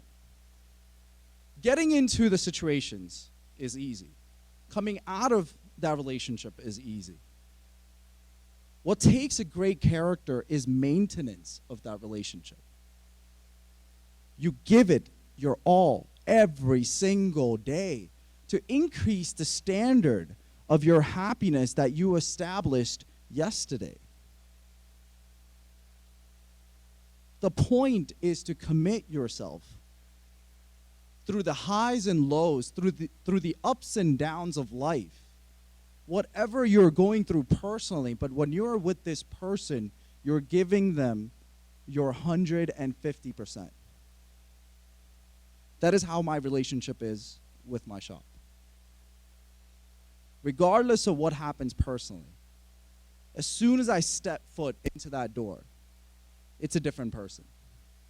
I never cheat my business out of my energy, ever, ever. And I think that is the true definition of maintenance, right? I care enough to maintain it for a long period of time. So, market remarkable, maintain it really well. Both sound a little intimidating, easy to do, but here's the brutal reality also. That is how my life essentially looks like, right? I was trying to illustrate the best way to illustrate what I go through on a daily basis or a monthly basis or a yearly basis, and that is how it looks like, right? So there is a state of constant, and then I want to change that state of constant. So I go out and find something remarkable. And that remarkable helps me in changing that constant and take it to that peak. And then after some time passes by, goes down again to that same constant. And then I go and find something remarkable. The goal is, whatever your constant was this year, next year you have to do better. Regardless of how many times that peaks, the point of those peaks is that whatever your constant is this year or today, tomorrow it has to be better. Has to be better. I've had a lot of sleepless nights, right? You guys are probably used to this right now. But at least you guys get to plan it, right? Operating a business is basically having a newborn child. It demands your attention any time of the day or night, and you just have to be there. You have to feed it, you have to change the diaper. You have to do anything and everything to make sure that the baby is satisfied and not crying. That is exactly the life of an entrepreneur, or at least mine, at least. All right? So that is the brutal reality. However, the thing about this is, have you guys ever heard of the story when a mother essentially lifts the entire front of the car to free her trapped child underneath? Why does she do that? She does that not because she has to, because it's the right thing to do. She does that because she deeply cares about her child. And that's a natural connection that can't be quantified, that you can't put a percentage on it, right? That is just a natural connection that a mother has with a child. Think about it, a mother lifting the entire front of the car. She has just discovered an untapped potential in her because she was forced into the right situation. In my case, I wasn't necessarily forced into it, so I got lucky in that way. I designed it so that I found my right situation. And that allows me to continuously tap into my internal power, my output, my performance. I could be working 16 hours a day, and at the end of the day, I'm ready to go at it again. I'm ready to go at it again. I talk about this every single day with every single one of my friends, to the point where they just kind of tell me I need to stop at this point. We need to work on a relationship in that way. But I leave you with these three things as a way of saying, only 5 years ago, I was in this constant chase of just, hey, paying off the student loans, right? Which I'm sure you guys are going to face. Paying off the student loans, paying off the bills, paying off my car, paying off that, paying off that.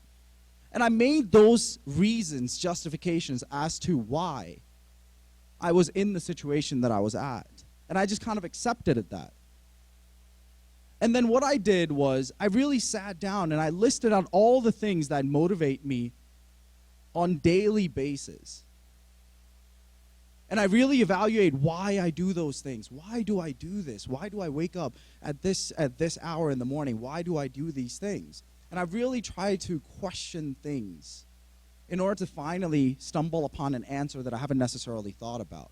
So I urge you to do the same thing. I urge you to make a list of all the things that you guys deeply maintain, that you deeply care enough for, to do different things with it, to bring out uniqueness about it. And ask yourself why you do that, because you never know. That can in turn become your career path. So in ending, I challenge you to do the same thing. If you have an idea, if you want to do something different, right? If you think that hearing my story for you is absolutely impossible, I challenge you to take that idea and do something about it. I challenge you to be on this stage 3 years, 4 years from now, sharing your experiences. Thank you.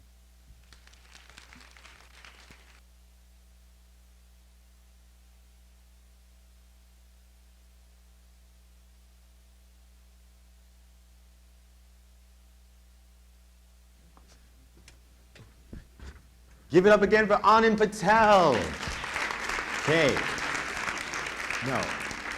See, I haven't known of Rutgers without Hidden Grounds. So when I got here, Hidden Grounds was already a thing. And it has been a platform for a lot of people like me. People like me, we're poets. And we go to a lot of poetry shows. And Hidden Grounds is one of those staples in the Rutgers community where poets have flocked and been able to use as a platform for a lot of their poems. Poems like the one I'm about to share with you right now. In a society that profits off your self-doubt, loving yourself is a rebellious act. But the media doesn't profit from telling you that, so here are the facts. If your internal happiness is propelled by external materialism, society could try to sell you happiness. So you sell your soul with eyes on the happiness goal, but does happiness grow? No. Happiness goes and goes. Because the truth is they're all liars, and that type of happiness can't be acquired. See, this consumer culture that we practice is a weak fabric that gets us crossed up like lattice. Catch it? See, their objective is to compare you, make you constantly aware of you, always show how much we, never show how we're the same, always show how we don't match. It's hard to appreciate who we are when all that's emphasized is how much we don't have. And this feeling of lacking grips you and cripples you, not only as a member, but as an individual. It ridicules.